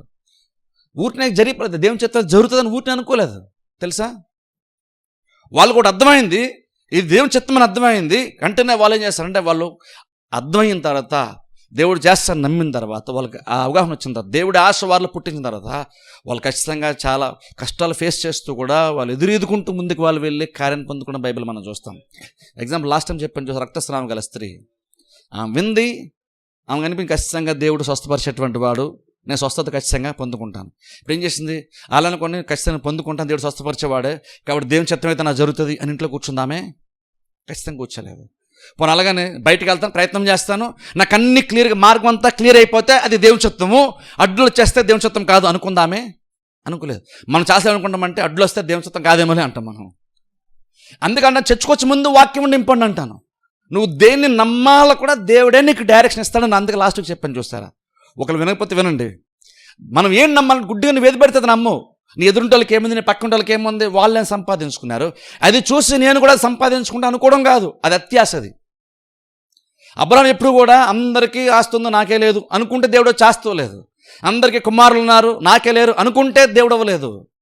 అబ్రహాములను ఐశ్వర్యవంతుని చేస్తానన్నది ఆశ దేవుడే పుట్టించాడు. అలాగే నీ కుమారుని ఇస్తానన్న ఆశ దేవుడే పుట్టించాడు. చాలామంది అనుకుంటే దేవుడి దగ్గరికి వస్తే మనం అన్నీ వదిలేసుకోవాలంటారు. కానీ చూడండి, నిజంగా దేవుడు ఎలా అంటాడంటే అది యాక్చువల్గా చాలా సందర్భంలో దేవుడి ఆశను పుట్టిస్తున్నాడు తెలుసా. అబ్రహాం అంత గొప్పలాగా ఉండాలని అబ్రహాం అనుకోలేదు, అంత ఐశ్వర్యవంతుడిగా మారాలని అబ్రహాం అనుకోలేదు. దేవుడు పుట్టించాడు ఆశను ఆయనలో. కుమారు విషయంలో కూడా దేవుడు అనుకున్న తర్వాతనే అనిపించింది, అయ్యో కుమారు లేడు ఉంటే బాగుండేదని అనిపించింది. ఎప్పుడు వచ్చింది ఆ థాట్ అబ్రహాంకి? కుమారుడు గురించి దేవుడు పెడితే వచ్చింది అబ్రహాంకి ఆ థాట్. బైబిల్లో చూడండి, ఈవెన్ యోసేపు చూడండి, యోసేపు వాళ్ళ అన్నదమ్ముల కంటే నేను పైన ఉండాలని ఆ ఆలోచన ఎలా వచ్చింది యోసేపుకి? యోసేపు అనుకోలేదు మా అన్నిల కంటే నేను పైకి వెళ్ళిపోవాలి, మంచి పొజిషన్ ఉండాలి, వాళ్ళందరూ నాకు బిండ్ అవ్వాలి అని యోసేపు అనుకోలేదు. దేవుడే 2 సార్లు దర్శనమిచ్చాడు. నువ్వు ఆ స్థితిలో ఉండాలని అసలు పెడతాననేటువంటి ఒక ఆలోచన, నేను అన్నదమ్ముల కంటే నువ్వు పైన ఉంటావన్న ఆశను లోపల పెట్టిందే దేవుడు. దావీదు యాక్చువల్గా రాజు వంశావళి కాదు, యాక్చువల్ రకంగా చూసుకుంటే సౌలు కుటుంబ సభ్యుడు కాదు. కానీ ఇంక నువ్వు రాజు అవుతావని వెతుక్కుంటూ వెళ్ళి, అందరూ దావీదుని మర్చిపోయినా సరే దేవుడు వెతుక్కుంటూ వెళ్ళి దేవుడు దావీదుని రాజుగా అభిషేకించాడు. నువ్వు రాజు అవుతావు అన్న ఆశ ఎవరు పుట్టించారు? దేవుడు పుట్టించాడు దావీదుకి. అసలు లేదంటే అసలు దావీదుకి అసలు ఆ ఆలోచన లేదు. గొర్రెలు కాసుకుంటూ హ్యాపీగా బతికేద్దాం అనుకున్నాడు. ఇంకా అలాంటిదేమైనా ఉంటే బహుశా రాజులాగా అవ్వాలని ఆశ ఉంటే అలా అన్నెలకు ఉంటుంది. ఎందుకంటే వాళ్ళు ఆ సైన్యంలో ఉన్నారు కాబట్టి ప్రమోషన్ల మీద ఏదో రకంగా ఆస్థితులు బహుశా కనీసం సైన్యాధిపతులుగానే వెళ్ళొచ్చేమో ఆశ బహుశా వాళ్ళకు ఉంటుంది. దావీదుకి ఏ రకంగా కూడా అసలు అటువైపు అసలు వెళ్ళని ఆశ ఉండదు. కానీ దేవుడు ఇచ్చాడు అది తెలుసా. చాలామందికి ఉన్నటువంటి ఒక తప్పుడు అభిప్రాయం ఏంటంటే మనం దేవుని దగ్గరికి వెళ్తే అన్నీ వదిలేసుకోవాలండి అనుకుంటాం. యాక్చువల్గా దేవుడి మీద తిప్పడం అవుతాను, అన్నీ వదిలేసుకోవడం కోసం దేవుని దగ్గర నువ్వు రావట్లేదు. లోకం మీద ఇవ్వందు నువ్వు సంపాదించుకోవడం దేవుని దగ్గర మనం వస్తున్నాం. ఎందుకంటే లోకం కంటే దేవుడు మనకు బెటర్గా ట్రీట్ చేస్తాడు. లోకం కంటే దేవుని దగ్గర బెటర్గా ఆశీర్వాదాలు ఉంటాయి. లోకములంతా కూడా అసూయ, లోకములంతా కాంపిటీషను. వాళ్ళు పైకి రాకపోయినా పర్లేదుగా నువ్వు పైకి మాత్రం వెళ్ళకుండా జాగ్రత్త చూసినారు లోకం. నేను పైకి నేను బాగుపడిపోయిన పర్లేదు, ఎదుటి మాత్రం బాగుపడకూడదు అనుకొని నువ్వు బాగుపడుతున్నావు అనుకుంటే వెనక్కి లాగేసే ప్రపంచం యాక్చువల్గా. కానీ దేవుని రాజ్యంలో దేవుని దగ్గర కాంపిటీషన్ ఉండదు. నిజంగా వెనకాల లాగాలని ప్రయత్నం చేసిన సరే దేవుడు అందరికంటే గొప్పగా దేవుడు హెచ్చిస్తాడు. యోసేపుని వెనక్కి లాగే వాళ్ళు చూశారు, కానీ జరిగిందా? జరగలేదు. దావీదు కూడా అలాగే వ్యతిరేకంగా పనిచేసింది, కానీ జరిగిందా? జరగలేదు. ఎందుకని? వెనకాల దేవుడు ఉన్నాడు. వాళ్ళు దేవుని పైన ఆశ పెట్టినారు, కానీ దేవుడు నన్ను రాజుగా అభిషేకించాడు కాబట్టి దేవుని చిత్తం కాబట్టి నేను వెళ్ళిపోతాను, సౌలుని చంపేస్తాను, దేవుని చిత్తాన్ని నేను నెరవేర్చేస్తాను అనుకోలేదు. దేవుని టైమింగ్ కోసం దావీదు ఎదురు చూస్తూ ఉన్నాడు. అలా ఏమన్నా తెలుసు. అందుకని చర్చికి రావడం, అందుకని వాక్యం ఇంపార్టెంట్. ఎందుకంటే నువ్వు యాక్చువల్గా బయట కంటే నీకు చర్చిలో నిరీక్షణ ఎక్కువ దొరుకుతుంది తెలుసా. నేను లాస్ట్కి చెప్పి చూస్తారా, బయట అయితే ఖచ్చితంగా మన ముందు బతన కష్టం అన్న మాట ఎక్కువ మనకి వినబడుతుంది. నువ్వు బయట ఎంత ఎక్కువ జీవిస్తావో, నువ్వు బయట అన్యులతో ఎంతసేపు ఎక్కువ నువ్వు సహవాసం చేస్తూ ఉంటావో, వాళ్ళతో ఎక్కువగా నువ్వు గడుతూ ఉంటావు, నీకు అంత నిరీక్షణ తగ్గిపోతుంటుంది. ఎందుకంటే చూడండి, కనీసం వీక్లీ వన్స్ రావడం అందుకని చాలా ఇంపార్టెంట్ తెలుసా మనకి. ఎందుకంటే నువ్వు బయట అంతా కూడా నీకేదైతే కొద్ది విశ్వాసం ఉందో, ఏదైతే కొంచెం నిరీక్షణ ఉందో, ఆ నిరీక్షణని మొత్తం వాళ్ళు ఏంటంటే వాళ్ళందరూ అణచివేస్తారు. ఓ రకంగా చర్చకొని నువ్వు ఛార్జింగ్ ఎక్కుతున్నావు, ఫుల్గా 100% ఛార్జింగ్తో బయటకు వెళ్తావు. కానీ వాళ్ళ మాటలతో, అక్కడ జరుగుతున్న పనులతో, టీవీలో వచ్చే న్యూస్తో మొత్తం డ్రైన్ అవుట్ అయిపోతావు. నువ్వు ఆల్మోస్ట్ జీరోకి వచ్చేస్తావు.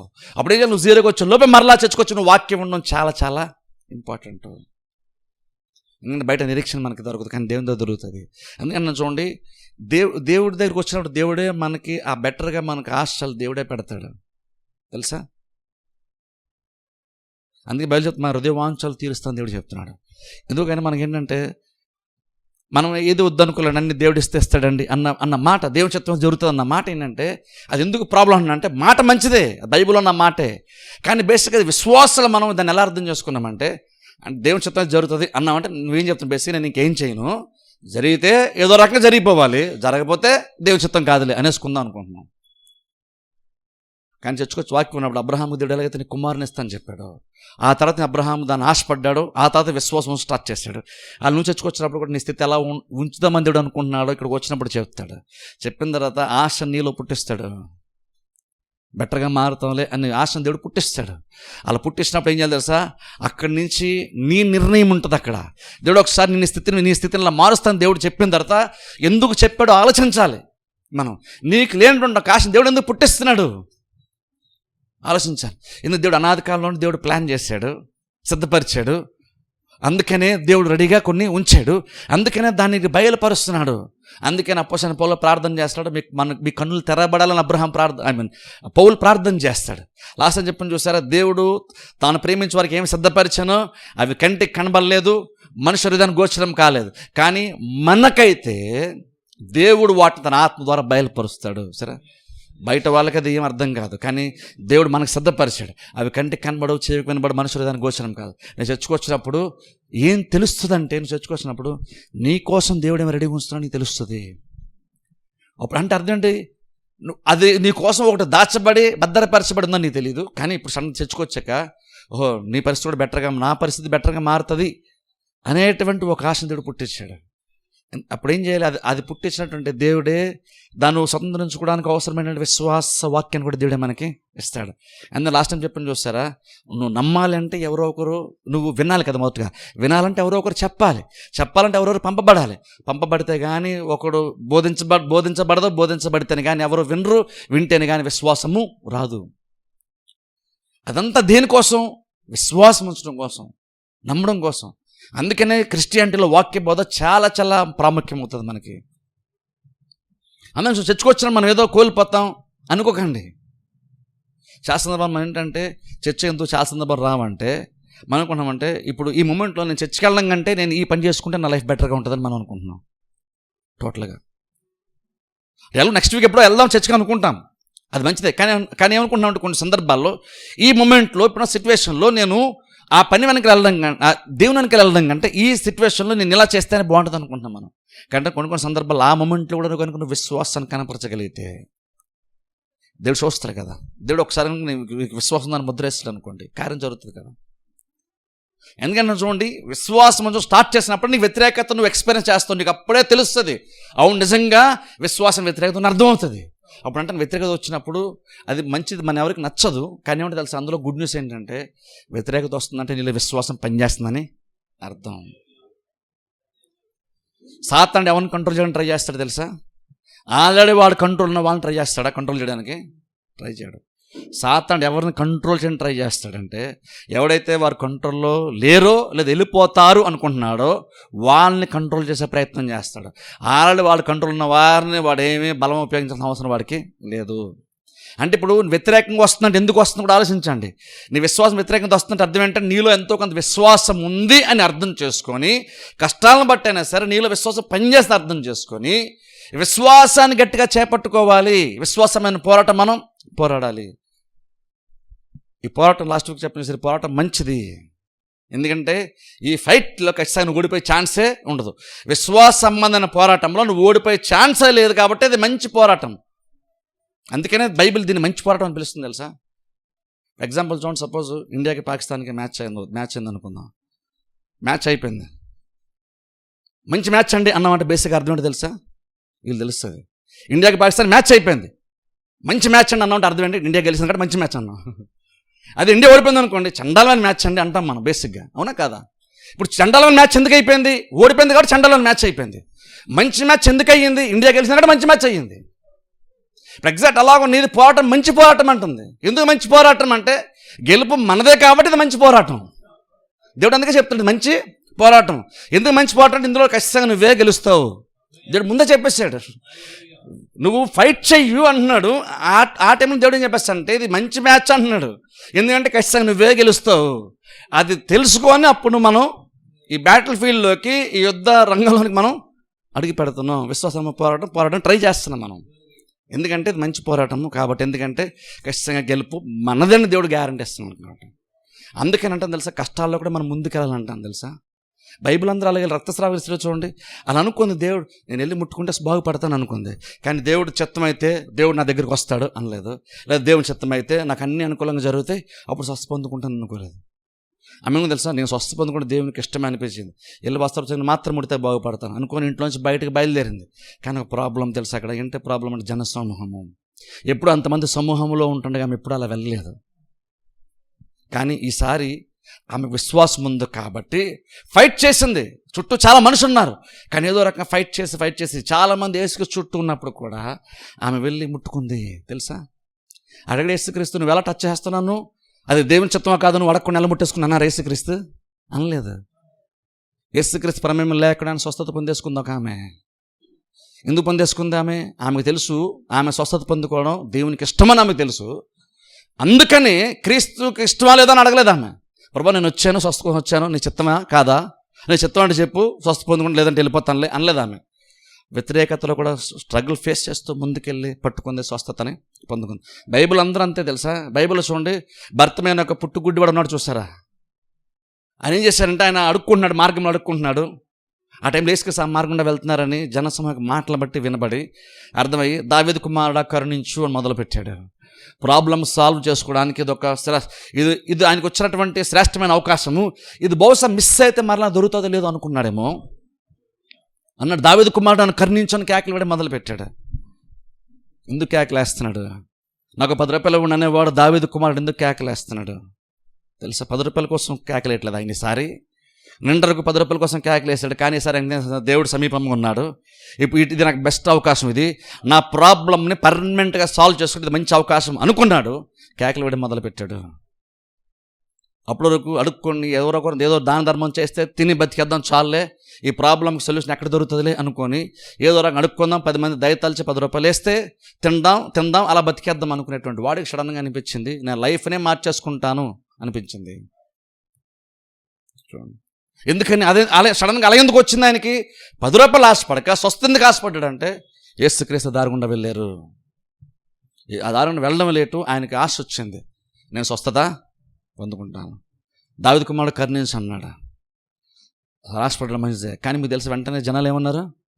ఓరకుండమని వాడిని గద్దించారని బైబిల్ మనం చూస్తాం. ఒక మనిషి విశ్వాసంతో కేకలేస్తుంటే చుట్టూ వాళ్ళని నోరు మూసుకో అన్నారు. తెలుసా, నువ్వు చాలా డిస్టర్బ్ చేస్తున్నావు, ఆల్రెడీ వెళ్ళిపోయారు, నువ్వు కేకలే, మాకు ఎంత కేకలు వేస్తున్నాను పోస్తుండే అంతమంది జనసొమ్మున్నా సరే ఈయన కేకలు చాలా గంభీరంగా బిగ్గరగా వేసాడు.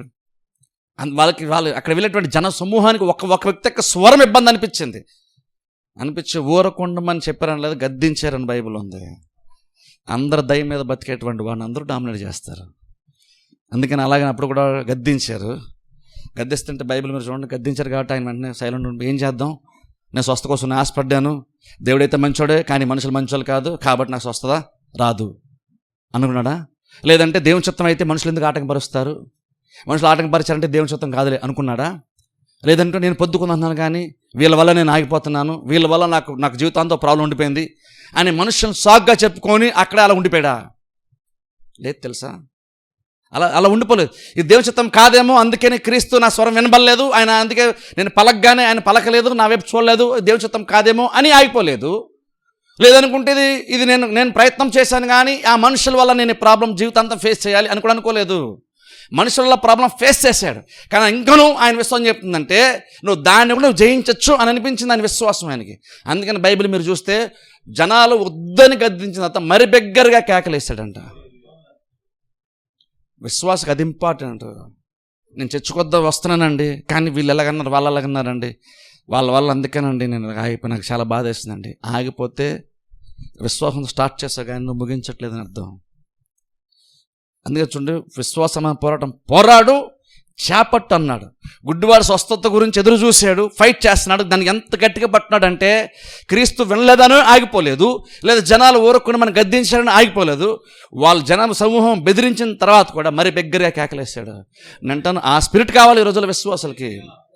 దేవుడు మనల్ని విక్టిమ్స్ లాగా బతకమని చెప్పట్లేదు, బాధ్యతలా బతకద్దు.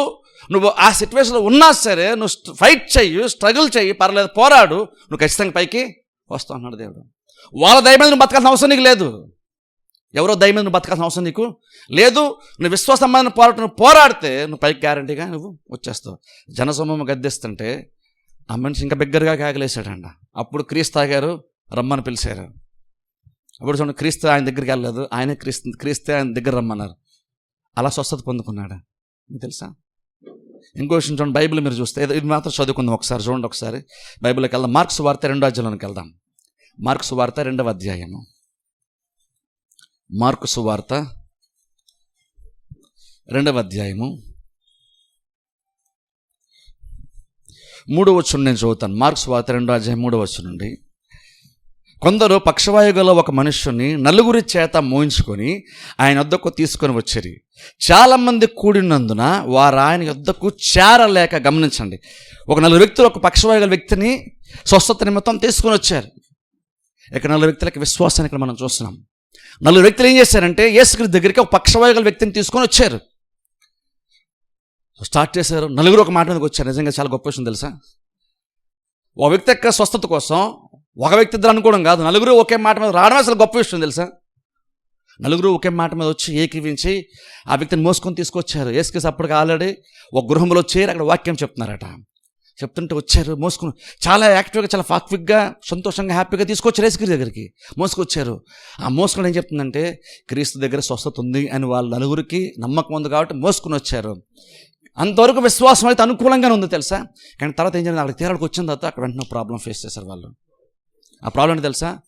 లోపలికి వెళ్ళడానికి అసలు ప్లేసే లేదు. ఒక వ్యక్తి లోపలికి వెళ్ళడానికి ప్లేస్ లేదు. ఇప్పుడు 4 లోపలికి వెళ్ళాలి, ఆ మంచం పట్టుకుని వెళ్ళాలి లోపలికి, ఛాన్సే లేదు. అప్పుడు వాళ్ళు అనుకోవచ్చు, మనమైతే ప్రయత్నం చేసాం, మన వల్ల అయ్యేదంతా మనం చేసాం, మన వల్ల అయ్యింది మనం చేసాం, కానీ బహుశా దేవుని చిత్తం కాదేమో, దేవుని చిత్తం ఏమంటే మనకి దారంతా క్లియర్ అయిపోయింది కదా అనుకున్నారు వాళ్ళు. అనుకున్నారు వాళ్ళకి ఆల్రెడీ ఒక విషయంలో క్లారిటీ ఏంటంటే దేవుడు స్వస్థపరచడానికి రెడీగా ఉన్నాడు. దేవుడు స్వస్థపరిచేటువంటి దేవుడు, అందరినీ స్వస్థపరచడానికి ఇష్టపడేటువంటి వాడు. ఆ క్లారిటీ ఉంది కాబట్టి అనుకూలం ఉన్నప్పుడు వచ్చి మళ్ళీ తిరిగి వ్యతిరేకత వస్తే కానీ వెళ్ళిపోలేదు. వ్యతిరేకత కూడా వాళ్ళు ఆలోచించారు, ఏం చేద్దాం ఇక్కడ మనకి ప్లేసు లేదా అతను బైబిల్ అని చదువుతాను చూడండి. చాలామంది 4వ వచనం, చాలామంది కూడి ఉన్నందున వారెన్నతకు చేరలేక ఆయన చోటికి పైగా ఇంటి పైకప్పు విప్పి సందు చేసి, గమనించండి, సందు చేసి, ప్లేసే లేదు కానీ వాళ్ళు సందు చేసి పక్షవాయువు గల వాడిని పరుపుతోనే దింపిరి.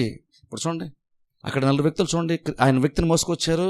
ఎందు నుంచి వెళ్ళడం చాలా ఈజీ, కానీ బహుశా మరి ఎందుకు అక్కడ జనాలు సపోర్ట్ కూడా లేదేమో, ఎందుకు తెలియదు. కానీ వాళ్ళకి నార్మల్ గుమ్మలోంచి వెళ్ళడం ఇంపాసిబుల్, అసాధ్యం అనిపించింది వాళ్ళకి. బహుశా అక్కడ జనం కూడా మరి అలా ఎందుకో తెలియదు, కానీ వాళ్ళకి ఇటు నుంచి అయితే నార్మల్గా వెళ్ళే దారి అయితే వెళ్ళడానికి అవ్వదని వాళ్ళకి అర్థమైపోయింది. మరి ఇప్పుడు నిజంగా అప్పుడు అనుకున్నప్పుడు నిజంగా మనకు అనిపిస్తుంది, జనాలు అడ్డున్నారు, మనకు అవదన్నప్పుడు నార్మల్గా ఏం చేస్తాం? ఎవరైనా వెనక్కేగా వెళ్ళిపోతాం. గుమ్మలో ప్లేస్ లేదు, ఏం చేస్తాం? అప్పుడు చర్చిలోకి వచ్చాం, కుర్చీలు లేవనుకుని ఏం చేస్తాం? కుర్చీలు లేవనుకుని బహుశా వెనక్కి వెళ్ళిపోవచ్చు, ఇంటికి వెళ్ళాలనుకుంటే. ఇక్కడ చాలామంది ఉన్నారు, ఇక్కడ జనసం ఉన్నారు, వెళ్ళడానికి అవకాశం లేదు. అప్పుడు అన్నీ వాళ్ళు రొటీన్కి భిన్నంగా వాళ్ళు ఆలోచించారు. వాళ్ళు దారి లేదు కానీ వాళ్ళే సందు చేసుకున్న బైబిల్ మనం చూస్తాం. ఎలా సందు చేస్తున్నారు? ఇంటి పైకి ఎక్కి పైనుంచి కింద దించారంట. దీనికి ఎంత విషయం ఉండదు మీకు తెలుసా? సపోజ్ అనుకుందాం, పైనుండి కింద దించడం చాలా ఈజీ. సపోజ్ స్వస్థత పొందుకోలేదు అనుకోండి, మళ్ళీ పైకి లాగాలంటే ఎంత కష్టం ఒకసారి ఆలోచించండి. స్వస్థత పొందుకుంటే ఆ వ్యక్తి నడుచుకుంటూ వెళ్ళిపోతాడు, ప్రాబ్లం లేదు, గుమ్మలను బయటకు వచ్చేస్తాడు తర్వాత. కానీ స్వస్థత పొందుకోకపోతే మళ్ళీ పైకి లాగాలంటే, ఒకవేళ క్రీస్తు వద్దంటే మళ్ళీ పైకి లాగడం ఎంత కష్టం. కానీ వాళ్ళు ఏం పట్టించుకోలేదు తెలుసా? వాళ్ళు ఏం పట్టించుకోలేదు. వాళ్ళు పై పెంకులు జాగ్రత్తగా తీసి కింద దించారంట. ఇప్పుడు మీరు చూడండి, అక్కడ వాళ్ళంతా కష్టపడి దించుతున్నప్పుడు 5వ వచనం, యేసు వారి విశ్వాసమును చూచి, చూసారా? వాళ్ళ కష్టాన్ని చూసి అని లేదు, వారి విశ్వాసాన్ని చూసి. నీ కష్టాన్ని బట్టి నువ్వు పొందుకోవు, నీ కష్టం బట్టి దేవుడు జాలి పడతాడు, కానీ కష్టాన్ని బట్టి పొందుకోం. కష్టాన్ని బట్టి కనుక దేవుడు రెస్పాండ్ అయ్యి అందరికీ సహాయం చేస్తే అసలు ప్రపంచంలో కష్టాలే ఉండవు. ఎందుకంటే ప్రపంచంలో కష్టపడే వాళ్ళు బోల్డ్ మంది ఉన్నారు. కాబట్టి కష్టానికి దేవుడు రెస్పాండ్ అవుతాడని కాదు, కష్టాన్ని దేవుడు జాలి పడతాడు ఖచ్చితంగా. కష్టం దేవుడు కూడా ఖచ్చితంగా బాధిస్తుంది. ఎందుకంటే ఇజ్రాయేల్ ప్రజలు కూడా చూడండి, ఆ ఐగుప్తు బంధకాలు ఉన్నప్పుడు వాళ్ళు మొరపెట్ట దేవుడు అన్నాడు, నేను వారి కష్టాన్ని చూశాను, వారి బాధ చూశాను, అందుకే నేను దిగి వచ్చాను వాళ్ళు విడిపించడానికి అన్నాడు దేవుడు. కష్టాన్ని ఖచ్చితంగా దేవుడు చూస్తాడు, నీ తప్పుగా అనుకోకండి. దేవుడు కష్టానికి వాల్యూ లేదంటున్నాను అనుకోకండి. కష్టాన్ని కూడా దేవుడు గౌరవిస్తాడు. కానీ చెప్పేది నువ్వు పొందుకోవడానికి మాత్రం కష్టం సరిపోదు, కష్టము సరిపోదు. విశ్వాసం ఉంటేనే నువ్వు పొందుకుంటావు. అందుకనే నువ్వు కష్టపడుతున్నావు లేదో దేవుడు నా కష్టం చూసి నా ప్రతిఫలం ఇస్తాడేమో అనుకోవద్దు. కష్టాన్ని చూసి ప్రతిఫలం రాదు. నువ్వు కష్టపడుతున్నావు కదా, ఇంకా కొంచెం కష్టపడి విశ్వాసం కూడా ఉంచు, విశ్వాసానికి ఖచ్చితమైన ప్రతిఫలము దొరుకుతుంది. అక్కడ వాళ్ళు కష్టపడి ఎంతో కష్టపడి అవన్నీ చేసి పెంకులన్నీ సైడ్ చేసి కష్టపడి దించితే వేసి వాళ్ళు చూసిన పాపం ఎంత కష్టపడతా అనుకోలేదు. బహుశా అనుకుంటాను వాళ్ళకి నిజంగా చౌంటలో బహుశా కారుతూ ఉండొచ్చు. కానీ క్రీస్తు అవన్నీ వాళ్ళ శరీరంలో ఏమేమి ఉన్నవన్నిటిని దాటి వారి హృదయంలో ఉండే విశ్వాసం చూశాడు. ఎలా చూశాడు వారి విశ్వాసాన్ని అంటే, వారు ఎంత కష్టపడుతున్నారంటే అది విశ్వాసం ఉంటేనే కదా ఒక మనిషి అంతలాగా ప్రయత్నం చేస్తాడు. అందుకనే అందరూ వాళ్ళ కష్టాలు చూశారు, కానీ క్రీస్తు మాత్రం వారి కష్టం వెనకాల ఉన్నటువంటి కష్టపడడానికి ప్రేరేపించిన విశ్వాసాన్ని వాళ్ళు చూశారు. యేసుక్రీస్తు చూశాడు. చూసి అక్కడ వ్యక్తిని స్వస్థపరచిన బైబిల్ మనం చూస్తాం. హ్యాపీగా నడుచుకుని వెళ్ళిపోయాడు. నేను గట్టిగా చేపట్టుకోవడం అంటే ఎగ్జాక్ట్ అదే తెలుసా. వ్యతిరేకత వచ్చిందని ఆగిపోకూడదు, ఇబ్బంది వచ్చిందని ఆగిపోకూడదు, అవమానాలు వచ్చిందని ఆగిపోకూడదు, నిరుత్సాహం వచ్చిందని ఆగిపోకూడదు. దేవుడు అయితే వాగ్దానం చేసి అనిపించింది, అతను స్వతంత్రించుకోవడం గట్టిగా పట్టుకోవడం చాలా ఇంపార్టెంట్. అందుకని బైబిల్ చూడండి, ఈవెన్ బైబిల్ మొత్తం స్పెసిఫిక్గా పాత నిబంధనలు చూస్తే దేవుడు స్పెసిఫిక్గా మాట చెప్తాడు. ఒక 2 వచనాలు చదువుకున్నాం చూడండి. ఒకసారి నెహెమ్యా గ్రంథంలోకి వెళ్దాం ఒకసారి త్వరగా. నెహెమ్యా గ్రంథము 9వ అధ్యాయం. నెహెమ్యా గ్రంథము 9వ అధ్యాయము. నెహెమ్యా గ్రంథం 9వ అధ్యాయం. నెహెమ్యా గ్రంథం 9వ అధ్యాయం. ఇక్కడ చూడండి, దేవుడు రెండో తరం ఇజ్రాయెల్ ప్రజల గురించి, అంటే మొదటి తరం వాగ్దానం చేస్తాడు, కానీ రెండో తరం దేవుడు ఇక్కడ మాట్లాడుతున్నాడు. నెహెమ్యా గ్రంథము 9వ అధ్యాయము 22వ వచనం నుండి చదువుతాను. త్వర చదువుతాను, మీరు బైబిల్ ఫాలో. నెహెమ్యా గ్రంథము 9వ అధ్యాయము 22వ వచనం నుండి నేను చదువుతాను. ఇదియుగాక దేవుడు చెప్తున్నాడు, రాజ్యములను జనములను వారికి అప్పగించి వారికి సరిహద్దులు ఏర్పరచేతని గనుక వారు సిహోను అను హెషోరు రాజు యొద్దకు దేశమునకు బాషానునకు రాజు అయిన ఓగు యొద్ద దేశమును స్వతంత్రించుకొని చూడండి, వారి సంతతిని ఆకాశపు నక్షత్రములంత విస్తారంగా చేసి ప్రవేశించి స్వతంత్రించుకున్నట్లు వారి పితరులకు నీవు వాగ్దానము చేసిన దేశంలోనికి వారిని రప్పింపగా చూడండి, ఈ సంతతి వారు ప్రవేశించి ఆ దేశంను స్వతంత్రించుకొనిరి. నీవు కనానీయులను ఆ దేశవాసులను జయించి తనకు మనసు వచ్చినట్లు చేయుటకు వారి రాజులను ఆ దేశములను వారి చేతికి అప్పగించితివి. గమనించి ఇక్కడ 20వ వచనం చదువుతాను. అప్పుడు వారు ప్రాకారములు గల పట్టణములను ఫలవంతమైన భూమిని స్వాధీనపరుచుకొని సకలమైన పదార్థములతో నిండి ఉన్న ఇండ్లను, త్రవ్విన బావులను, ద్రాక్ష తోటలను, ఒలివ తోటలను, బహు విస్తారముగా ఫలించే చెట్లను వశపరుచుకునిరి. అలాగున వారు తిని తృప్తి పొంది. ఇక్కడ గమనించండి, తర్వాత మళ్ళీ వాళ్ళకు వ్యతిరేకంగా జీవించాలి చూద్దాం. కానీ చూడండి, అక్కడ దేవుడు చెప్తున్నాడు, నేను వాగ్దానం చేశాను, నేను శత్రువులను వాళ్ళకి అప్పగించాను, వాళ్ళు స్వతంత్రించుకున్నారు. ఈ రెండు చాలా ఇంపార్టెంట్. చూడండి, దేవుడు వాగ్దానం చేశాడు, వాళ్ళు వెళ్ళి స్వతంత్రం. ఇంకొక మాట చూద్దాం చూడండి ఒకసారి. ద్వితీయోపదేశకాండంలోకి వెళ్దాం ఒకసారి. ద్వితీయోపదేశకాండము 1వ అధ్యాయము. ద్వితీయోపదేశకాండము 1వ అధ్యాయము 8వ వచనం చదువుతాను. ద్వితీయోపదేశకాండం 1వ అధ్యాయము. ద్వితీయోపదేశకాండం 1వ అధ్యాయము 8వ వచనం నేను చదువుతాను. ఇదిగో ఆ దేశమును మీకు అప్పగించితిని, మీరు వెళ్ళి యెహోవా మీ పితరుని అబ్రహాము, ఇస్సాకు, యాకోబులకు వారి తరువాత వారి సంతానమునకును ఇచ్చేదనని నేను ప్రమాణం చేసిన దేశంను స్వాధీనపరచుకునుడి. ఇక్కడ గమనించండి, నేను అప్పగించితిని అన్నాడు. అక్కడ చూడండి, అదే వచనం ఉంది, 8వ వచనం ఫస్ట్ లైన్లో మీకు అప్పగించితిని అన్నాడు. మీకు అప్పగించాను కాబట్టి మీరు వెళ్ళిపోండి, ఈజీ అయిపోద్ది అన్నాడా? నేను అప్పగించాను, మీరు వెళ్ళి స్వాధీనపరచుకోండి అంటే ఒక రకంగా చెప్పాలి, దేవుడు అన్నాడు నేను ఇచ్చేసాను, మీరు వెళ్ళి దాన్ని స్వతంత్రించుకోండి అని చెప్తున్నాడు. అంటే ఇప్పుడు వెళ్ళాల్సింది ఎవరు? మనం వెళ్ళాల్సింది ఎవరు? ఇజ్రాయెల్ ప్రజలు వెళ్ళాలి. చాలామంది అనుకుంటే దేవుడు వాగ్దానం చేస్తే జరిగిపోద్దులేండి, ఏదో రకంగా దేవుడు మాట ఇస్తే తప్పండి జరిగిపోద్దని అంటాం. కానీ దేవుడు మాట ఇచ్చాడు, కానీ వెళ్ళమని ఎవరు అన్నాడు? ఫర్ ఎగ్జాంపుల్ చెప్తాను చూడండి, చాలామంది అనుకుంటామంటే దేవుడు వాగ్దానం చేశారు కాబట్టి ఆటోమేటిక్గా వచ్చి నా ఒళ్ళో పడిపోద్దులేండి అనుకుంటున్నాం. దేవుడు వాగ్దానం చేసిన అర్థం ఏంటంటే నువ్వు విశ్వాసం ఉంచు, వ్యతిరేకత వస్తే మంచి పోరాటం కూడా నువ్వు పోరాడు, దేవుడు వాగ్దానం చేసిన దాన్ని గట్టిగా చేపట్టు.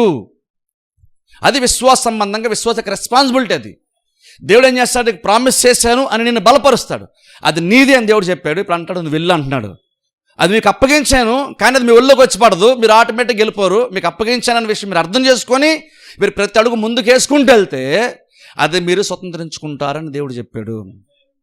అరణ్యయాత్రలో దేవుడు మన్నాను కురిపించాడు, దేవుడు మన్నాను కురిపించాడు, కానీ వాళ్ళ గుడారాల్లో వాళ్ళ ఒళ్ళోకి వాళ్ళ డేక్షాల్లోకి వచ్చి పడిపోయింది. అది దేవుడు ఫ్రీగా ఇచ్చాడు, వాళ్ళ కోసం కురిపించాడు. కానీ ఇంకను వాళ్ళది కావాలంటే మాత్రము వాళ్ళ గుడారాలను బయట రావాలి, వెళ్ళి దాన్ని స్వాధీనపరచు అంటే దాన్ని కలెక్ట్ చేసుకోవాలి. వాళ్ళు ఇచ్చేదే దేవుడే, కానీ వాళ్ళ ఒళ్ళో పడలేదు దేవుడు. నేను కురిపిస్తాను, నువ్వు కావాలంటే మాత్రము నువ్వు బయటకు వచ్చి నేను ఎక్కడైతే కురిపించానో అక్కడికి వెళ్ళి నీకు కావాల్సినంత నువ్వు వెళ్ళి తెచ్చుకోవాలి. ఈ పని ఆకాశ పక్షులు చేస్తాయి, మనం చెయ్యం. మత్తయి సువార్త 6వ అధ్యాయంలో చూడండి, ఆకాశ పక్షులను చూడండి, ఆ విత్తవు కోయవు కొట్టలో కూర్చుకును, ఆయనను మీ పరలోక తండ్రి వాటిని పోషించుచున్నాడు. ఆశ్చర్య. ఉదయాన్నే ఆకాశ పక్షులు లేచి ఎక్కడికి వెళ్ళి వాటికి ఎలా తెలుసు ఒకసారి ఆలోచించండి. మనం అంటే మనకు తెలుసు, మన డ్యూటీ ఎక్కడ మనకు తెలుసు, మనం తనే లేచాక రెడీ అయిపోయి అక్కడికి వెళ్ళిపోతాం. కానీ ఆకాశ పక్షులకి ఆ ముందు రోజు ఎవరు చెప్తారు నువ్వు ఎక్కడికి వెళ్ళాలి, ఎక్కడ ఆహారం ఉంటుంది ఎలా తెలుస్తుంది? యాక్చువల్గా తెలియదు. రేపు నేను అక్కడికి వెళ్తాను అని ముందే ప్లాన్ కూడా పట్టుకుండదు. కానీ ప్రతిరోజు నెక్స్ట్ ఉదయాన్నే లెగ్గానే అవి ఆటోమేటిక్గా బయటికి వెళ్తాయి. ఎందుకు బయటకి ఎందుకు వెళ్తాయంటే వాటి బేసిక్ దేవుడు కూడా ఎలా వాటిని క్రియేట్ చేశాడంటే ఎక్కడి దగ్గర ఖచ్చితంగా ఆహారం ఉంది అని వాటికి తెలుసు కాబట్టి వెతుక్కుంటా వెళ్తాయి. అందుకనే పక్షులు ఆకలితో చచ్చిపోవు. ఎవరు అది అన్నారని చెప్పేసి మొహమ్మాడు తేడుతా కూర్చొని నిరసంత కూర్చొని నాకు అవమానం వచ్చింది, నన్ను నిందించారు అని జంతువులేవి ఏడుస్తా కూర్చోవు. మనం ఏడుస్తా కూర్చుంటాం తెలుసా మనుషులు. మనం నేను అనుకుని జరగలేదండి, బాధేస్తుందని ఏడుస్తున్నాం. జంతువులు ఏడవు. వాటికి అనుకుని దొరకపోతే మళ్ళీ ప్రయత్నం చేస్తాయి. కానీ అవేవి కూడా అరణ్యంలో అడవుల్లో జంతువులు కూర్చొని ఏడవు. ముఖం మార్చుని కూర్చొని ప్రయత్నం చేశాను, నాకు చచ్చిపోవాలనిపిస్తుంది అని జంతువులు అను. ఏ ఒక్క జంతువు కూడా సూసైడ్ థాట్స్ రావు వాటికి. మనకు వస్తాయి. వాటికంటే శ్రేష్ఠులము, కానీ మనకు వస్తాయి, వాటికి రావు. ఎందుకంటే వాటికి ఏం తెలుసు అంటే నాకు ఆ కెపాసిటీ లేదు, కానీ ఎక్కడో దగ్గర ఖచ్చితంగా ప్రపంచంలో ఖచ్చితంగా ఎక్కడో దగ్గర ఆహారం ఖచ్చితంగా ఉంది అని ఎగురుతూ ఉంటాయి, వెతుకుతూ ఉంటాయి. ఎక్కడో దగ్గర ఖచ్చితంగా వాటికి దొరుకుతుంది. వాటికి ఉన్న అలవాటు ఏంటంటే ఎక్కడుందో తెలియదు, కానీ ఎక్కడో ఉందని తెలుసు. అందుకే రోజు లేచి వెళ్తాయి బయటికి. అలా వెళ్ళినట్టుగా ఖచ్చితంగా వాటికి దొరుకుతుంది. మరి వాటికి అంత ఉన్నప్పుడు దేవుడు మనం వాగ్దానం చేశాడు, మీరు వాటికంటే శ్రేష్ఠుల కారణం అన్నప్పుడు దేవుడు ఎక్కడి దగ్గర ఖచ్చితంగా ఆశీర్వాదం ఉంచాడు. ఎక్కడి దగ్గర నా అవసరం తీరుతుంది కదా, ఖచ్చితంగా ఎక్కడ ఉంది కదా అని అర్థం చేసుకున్నప్పుడు పక్షుల కంటే బెటర్ ఏంటంటే మనము తెల్లారు లేచి యాక్టివ్గా ఏదో చేయడం కోసం మనం ప్రయత్నం చేయాలి కదా. నువ్వు నిజంగా విశ్వాసం ఉంటే యాక్టివ్గా ఏదో చేస్తావు. సైలెంట్గా కూర్చొని ప్రార్థన చేస్తున్నానండి, దేవుని చిత్తం అయితే జరుగుతుంది అంటే నువ్వు విశ్వాస సంబంధంగా నువ్వేం ప్రయత్నం చేయట్లేదు. నువ్వు ఒక రకంగా నువ్వు బద్ధకంగా ఉన్నావు. దేవుని చేతిలో పెట్టాను అంటున్నావు, దేవుడి నిర్ణయాన్ని బట్టి జరుగుతా అంటున్నావు. కానీ దేవుడు అంటున్నాడు ఇక్కడ, నేను వాగ్దానం చేశాను, మీరు వెళ్ళండి, మీరు స్వతంత్రించుకోండి. ఇంకొక వాక్య భాగం చూద్దాం చూడండి. యెహోషువ గ్రంథంలోకి వెళ్దాం ఒకసారి. యెహోషువ గ్రంథం 1వ అధ్యాయం. యెహోషువ గ్రంథం 1వ అధ్యాయము ఇక్కడ కొంచెం క్లియర్గా ఉంటుంది. యెహోషువ గ్రంథం 1వ అధ్యాయము 3వ వచనం చదువుతాను చూడండి. ఇక్కడ దేవుడు స్వయంగా చెప్తున్నాడు, నేను మోషేకి చెప్పినట్లు. యెహోషువ గ్రంథం 1వ అధ్యాయం 3వ వచనం, నేను మోషేతో చెప్పినట్లు మీరు అడుగుపెట్టే ప్రతి స్థలమును మీకు ఇచ్చుచున్నాను. చూసారా, నేను మోషేతో చెప్పినట్టుగా యెహోషువ దేవుడు అంటున్నాడు, మీరు అడుగు పెట్టే ప్రతి స్థలం మేము ఇస్తాను. అంటే ఇప్పుడు వాళ్ళు ఎంత సంపాదించుకుంటారో దేని బేసం తెలుసా? వాళ్ళు ఎంతవరకు అడుగు పెడతారో అంతవరకే వాళ్ళు దాన్ని స్వతంత్రించుకుంటారు. మీరు అడుగు పెట్టే ప్రతి స్థలం నేను మీకు ఇస్తున్నాను అంటే అర్థం ఇప్పుడు వాళ్ళు వెళ్ళి అడుగు పెడితే అడుగు పెట్టిన తర్వాత వాళ్ళది అయిపోద్ది. ఇప్పుడు వాళ్ళు ఏం చేయాలి? వాళ్ళు వెళ్ళాలి, అడుగు పెట్టాలి. కానీ అడుగు పెట్టడానికి వ్యతిరేకించే ప్రతి కార్యాన్ని వాళ్ళు ఫైట్ చేయాలి. శత్రువు వస్తే ఫైట్ చేయాలి. వాళ్ళు అడుగు పెడితే చాలు, దేవుడు వారికి ఇచ్చేస్తానని దేవుడు చెప్పాడు. నంటను చూడండి, అలాగే ఎగ్జాక్ట్ మనం కూడా అలాగే కదా ప్రయత్నం చేయాలి. అలాగే కదా మనం కూడా విశ్వాసం ఉంచిన ప్రయత్నం చేయాలి. వ్యతిరేకత ఖచ్చితంగా వస్తుంది, కానీ మనము పోరాడాలి కదా. పోరాడితేనే కదా మనకి విజయము దొరుకుతుంది.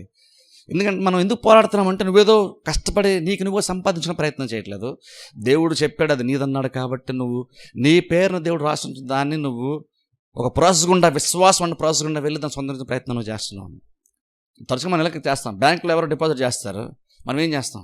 వెళ్ళి ఏటీఎం కార్డు తీసుకుని వెళ్ళి మనం వెళ్ళి క్యాష్ చేసుకుంటాం. లేదా కొన్నిసార్లు ఎవరైనా చెక్ ఇస్తే వెళ్ళి ఎన్కాష్ చేసుకుంటాం. వాళ్ళు మన పేరుని వేస్తారు. నువ్వు వెళ్లకుండా కూర్చుంటే అది నీ పేరునే ఉంది, కానీ నీకు అది రాదు. ఇజ్రాయెల్ ప్రజలు కూడా చూడండి, మొదటి తరానికి దేవుడు ఎగ్జాక్ట్ అలాగే వాగ్దానం చేశాడు. వాళ్ళ కోసమే రెడీగా దేవుడు ఉంచాడు, ఆ దేశాన్ని దేవుడు రెడీగా ఉంచాడు. కానీ వీళ్ళు వెళ్ళారా? వెళ్ళలేదు. నెక్స్ట్ జనరేషన్ వెళ్ళింది. హెబ్రీ పత్రిక 4వ అధ్యాయంలో పౌలు అంటాడు, వారి అవిశ్వాసం బట్టి వాళ్ళు వెళ్ళలేకపోయారు అన్నాడు. వాళ్ళని అడిగితే వాళ్ళు అన్నారు అక్కడ ఉన్నటువంటి వాళ్ళు ఉన్నత దేహులు అని వీళ్ళు అన్నారు.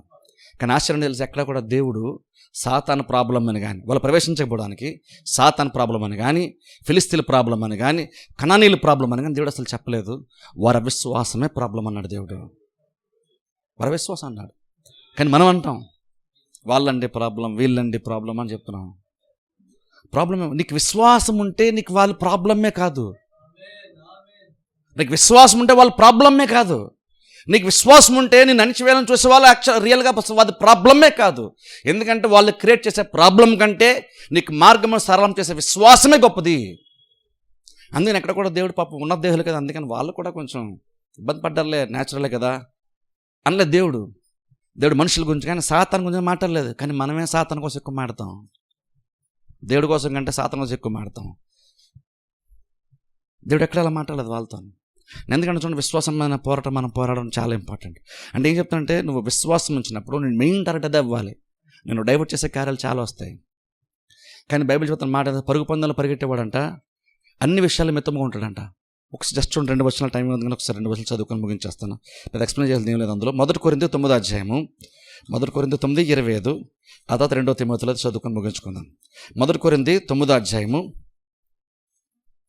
1 కొరింథీ 9:25 వచనం చదువుతాను చూడండి. 1 కొరింథీ 9:25. మరియు 10 మంది పోరాడు ప్రతివాడు, చూడండి ఇక్కడ పోరాటం ఉండే ప్రతివాడు అన్ని విషయంలో మితముగా ఉండును. సో పోరాడేవాడు అన్ని విధాలు మితంగా ఉంటాడు. ఇంకొక వాక్య భాగం తిమోతికి రాసిన 2వ పత్రికలోనికి వెళ్దాం. తిమోతికి రాసిన 2వ పత్రిక 4వ అధ్యాయము, తిమోతికి రాసిన 2వ పత్రిక 4వ అధ్యాయము 5వ వచనం చదువుతాను చూడండి. తిమోతికి రాసిన 2వ పత్రిక 4వ అధ్యాయం 5వ వచనం. అయితే నీవు అన్ని విషయంలో మితముగా ఉండుము, శ్రమపడము, సువార్తికిన పని చేయము, నీ పరిచర్ను సంపూర్ణంగా జరిగించము.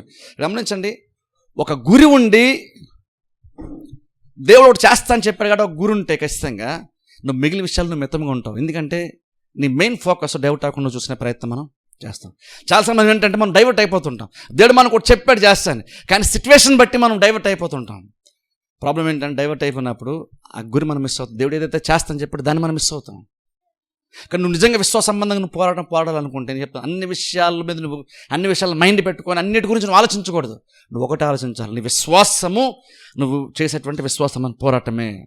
పోరాడే వాళ్ళు ఎప్పుడు కూడా మితంగా ఉంటారు. అంటే అర్థం ఏంటంటే వాళ్ళు మిగిలిన విషయాలు పెద్దగా పట్టించుకోరు. తెలుసా, ఎగ్జాంపుల్ ఇండియన్ ఆర్మీ ఉందనుకోండి, వాళ్ళు యుద్ధంలో ఉన్నారనుకోండి, ఎవడన్నా యుద్ధంలో ఉన్నప్పుడు చెమట పడుతుందని హ్యాండ్కర్చీఫ్ తీసి తుడుచుకుంటాడు ఆర్మీ వాళ్ళు.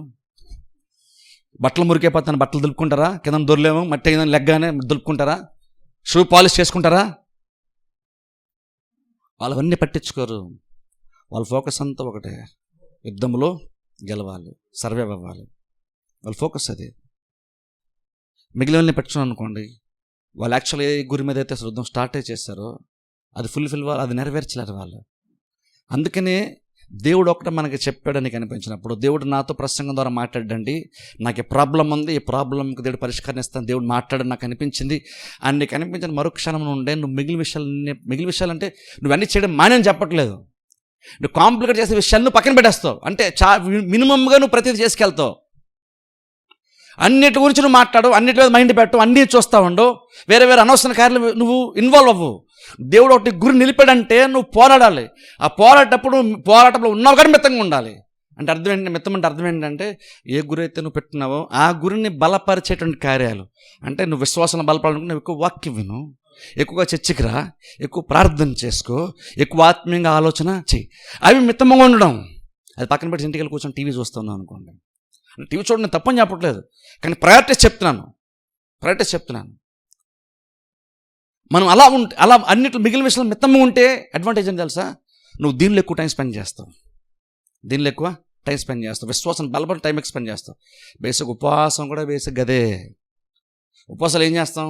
ప్లేట్ మీల్స్ పక్కకి విసిరేసి నా ఉపవాసం అంటే అది ఉపవాసం అవ్వదు. భోజనం టైం అని కూడా నువ్వు దేవునితో గడుపుతున్నావు కాబట్టి ఉపవాసం అవుతుంది. అది బైబిల్ చెప్తున్న ఉపవాసం. చాలామంది చేస్తున్న ఉపవాసం అండి, నేను ప్లేట్ మీల్స్ పక్కన పెట్టాను అంటున్నా, నేను ఉపవాసం ఉంటే అందుకే నేను భోజనం చేయను కానీ డ్యూటీకి వెళ్తాను. అది ఉపవాసం.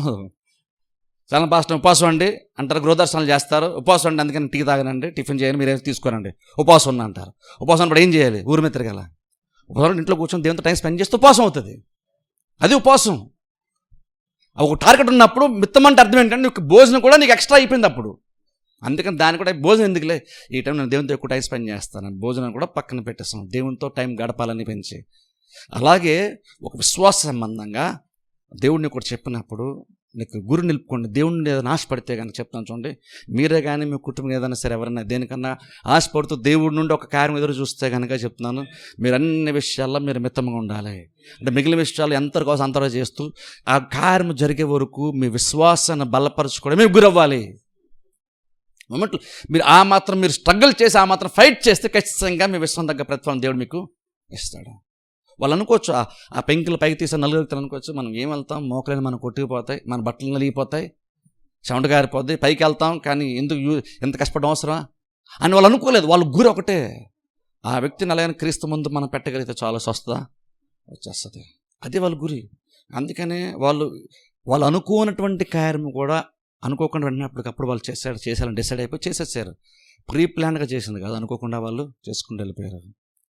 అలాగే గుడ్డివాడైనంతే. వాడు పాపం దావీదు యేసుక్రీస్తుని పిలుద్దాము, ఆయన స్వస్థపరుస్తా అంటున్నారు. మనుషులు ఎలా వ్యతిరేకిస్తారని కూడా పాపం తెలియదు.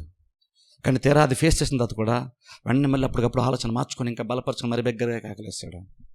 నేను అంటాను, నువ్వు విశ్వాసం ఉన్నప్పుడు వ్యతిరేకత వస్తే ఇంకా ఎక్కువగా నువ్వు చేయడానికి నువ్వు రెడీగా ఉన్నావా? అలా ఉంటే నీ విశ్వాసం దగ్గర ప్రతిఫలం గ్యారంటీగా దేవుడైతే ఇస్తాడు. విశ్వాసం అంటున్నది దీని అంత వాల్యూ ఇస్తాడు, గౌరవిస్తాడు. నేను ఎందుకంటే చూడండి, విశ్వాసంగా మనం ప్రయత్నం చేస్తే నమ్మటి నీళ్ళు నమ్మని సమస్తము సాధ్యం. దేవుడు మన స్థితిగతులను మార్చడానికి ఇష్టపడేటువంటి దేవుడు. గుడ్డివాడు ఎప్పుడు గుడ్డివాడు ఉండడం దేవునికి ఇష్టం లేదు. ఎప్పుడు నువ్వు ఒకేలా ఉండడం దేవునికి ఇష్టం లేదు. దినదినము నువ్వు ప్రోగ్రెస్ అవ్వాలని, నువ్వు ఎదగాలని, ఇచ్చంపడాలని దేవుడు అనుకుంటున్నాడు. అది నీ లైఫ్కు నువ్వు వాసపడదానికంటే దేవుడు ఇంకా అనేక రెట్లు ఎక్కువ వాసపడతాను తెలుసా. ఆ విషయం నిజంగా రూఢిగా నమ్మాలి. నా లైఫ్ బెటర్గా మారాలి, నా పిల్ల బెటర్గా మారాలి నేను ఎంత ఆశపడతానో, ఒక తండ్రి అంత ఆశపడతాడు, అంతకంటే ఎక్కువగా నీ పరలోకంతో ఆశపడుతున్నాడు. నీ గురించే కానీ, నీ పిల్లల గురించే కానీ. అది అర్థమైతే దేవుని దగ్గరికి వస్తాం కదా, విశ్వాసంలో బలపడడానికి. ఎందుకంటే నీకంటే బెటర్గా ఆలోచించేవాడు, నీకంటే బెటర్గా నీ పిల్లలకి చేసేవాడు దేవుడు, అంతే కదా. అప్పుడు మరి ఆ దేవుని దగ్గర రావాలి కదా, ఆయన బలపరుస్తాడు కదా, ఆయన విశ్వాసాన్ని ఇస్తాడు కదా. ఓ టైం వస్తే ఈ ప్రాబ్లమ్స్ అన్నీ సాల్వ్ అయిపోతాయి కదా. ఎందుకంటే చూడండి, కార్యం నెరవేరే వరకు ఏదైతే నువ్వు ఆశపడ్డావో, ఏదైతే ప్రార్థన చేయండి నాకు జీవితంలో జరగాలి, నా కుటుంబంలో జరగాలని నువ్వు ఏదైతే నువ్వు అనుకొని గురి నిలుపుకున్నావో అది నెరవేరాలంటే మాత్రం పోరాడు. నేను చెప్తున్నా, పోరాటం స్టార్ట్ చేసిన తర్వాత అన్ని విషయాల మితంగా ఉండు.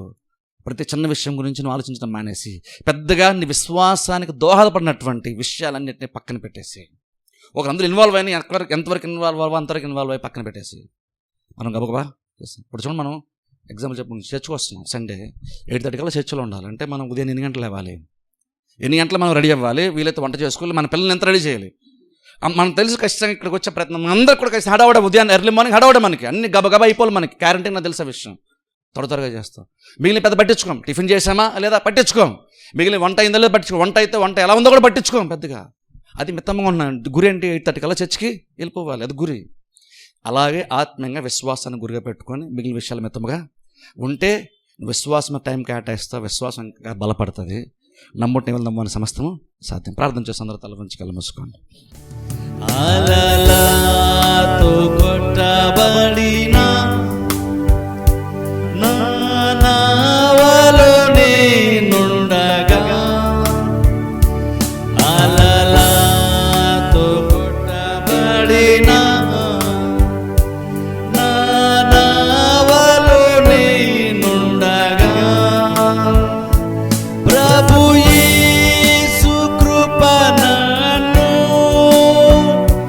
విడువక కాపాడును. ప్రభు యేసు కృప నన్ను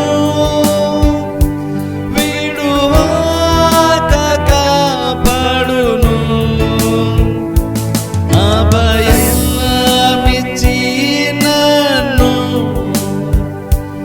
ఆదరికి చేర్చును. అభయమిచ్చి నన్ను ఆదరికి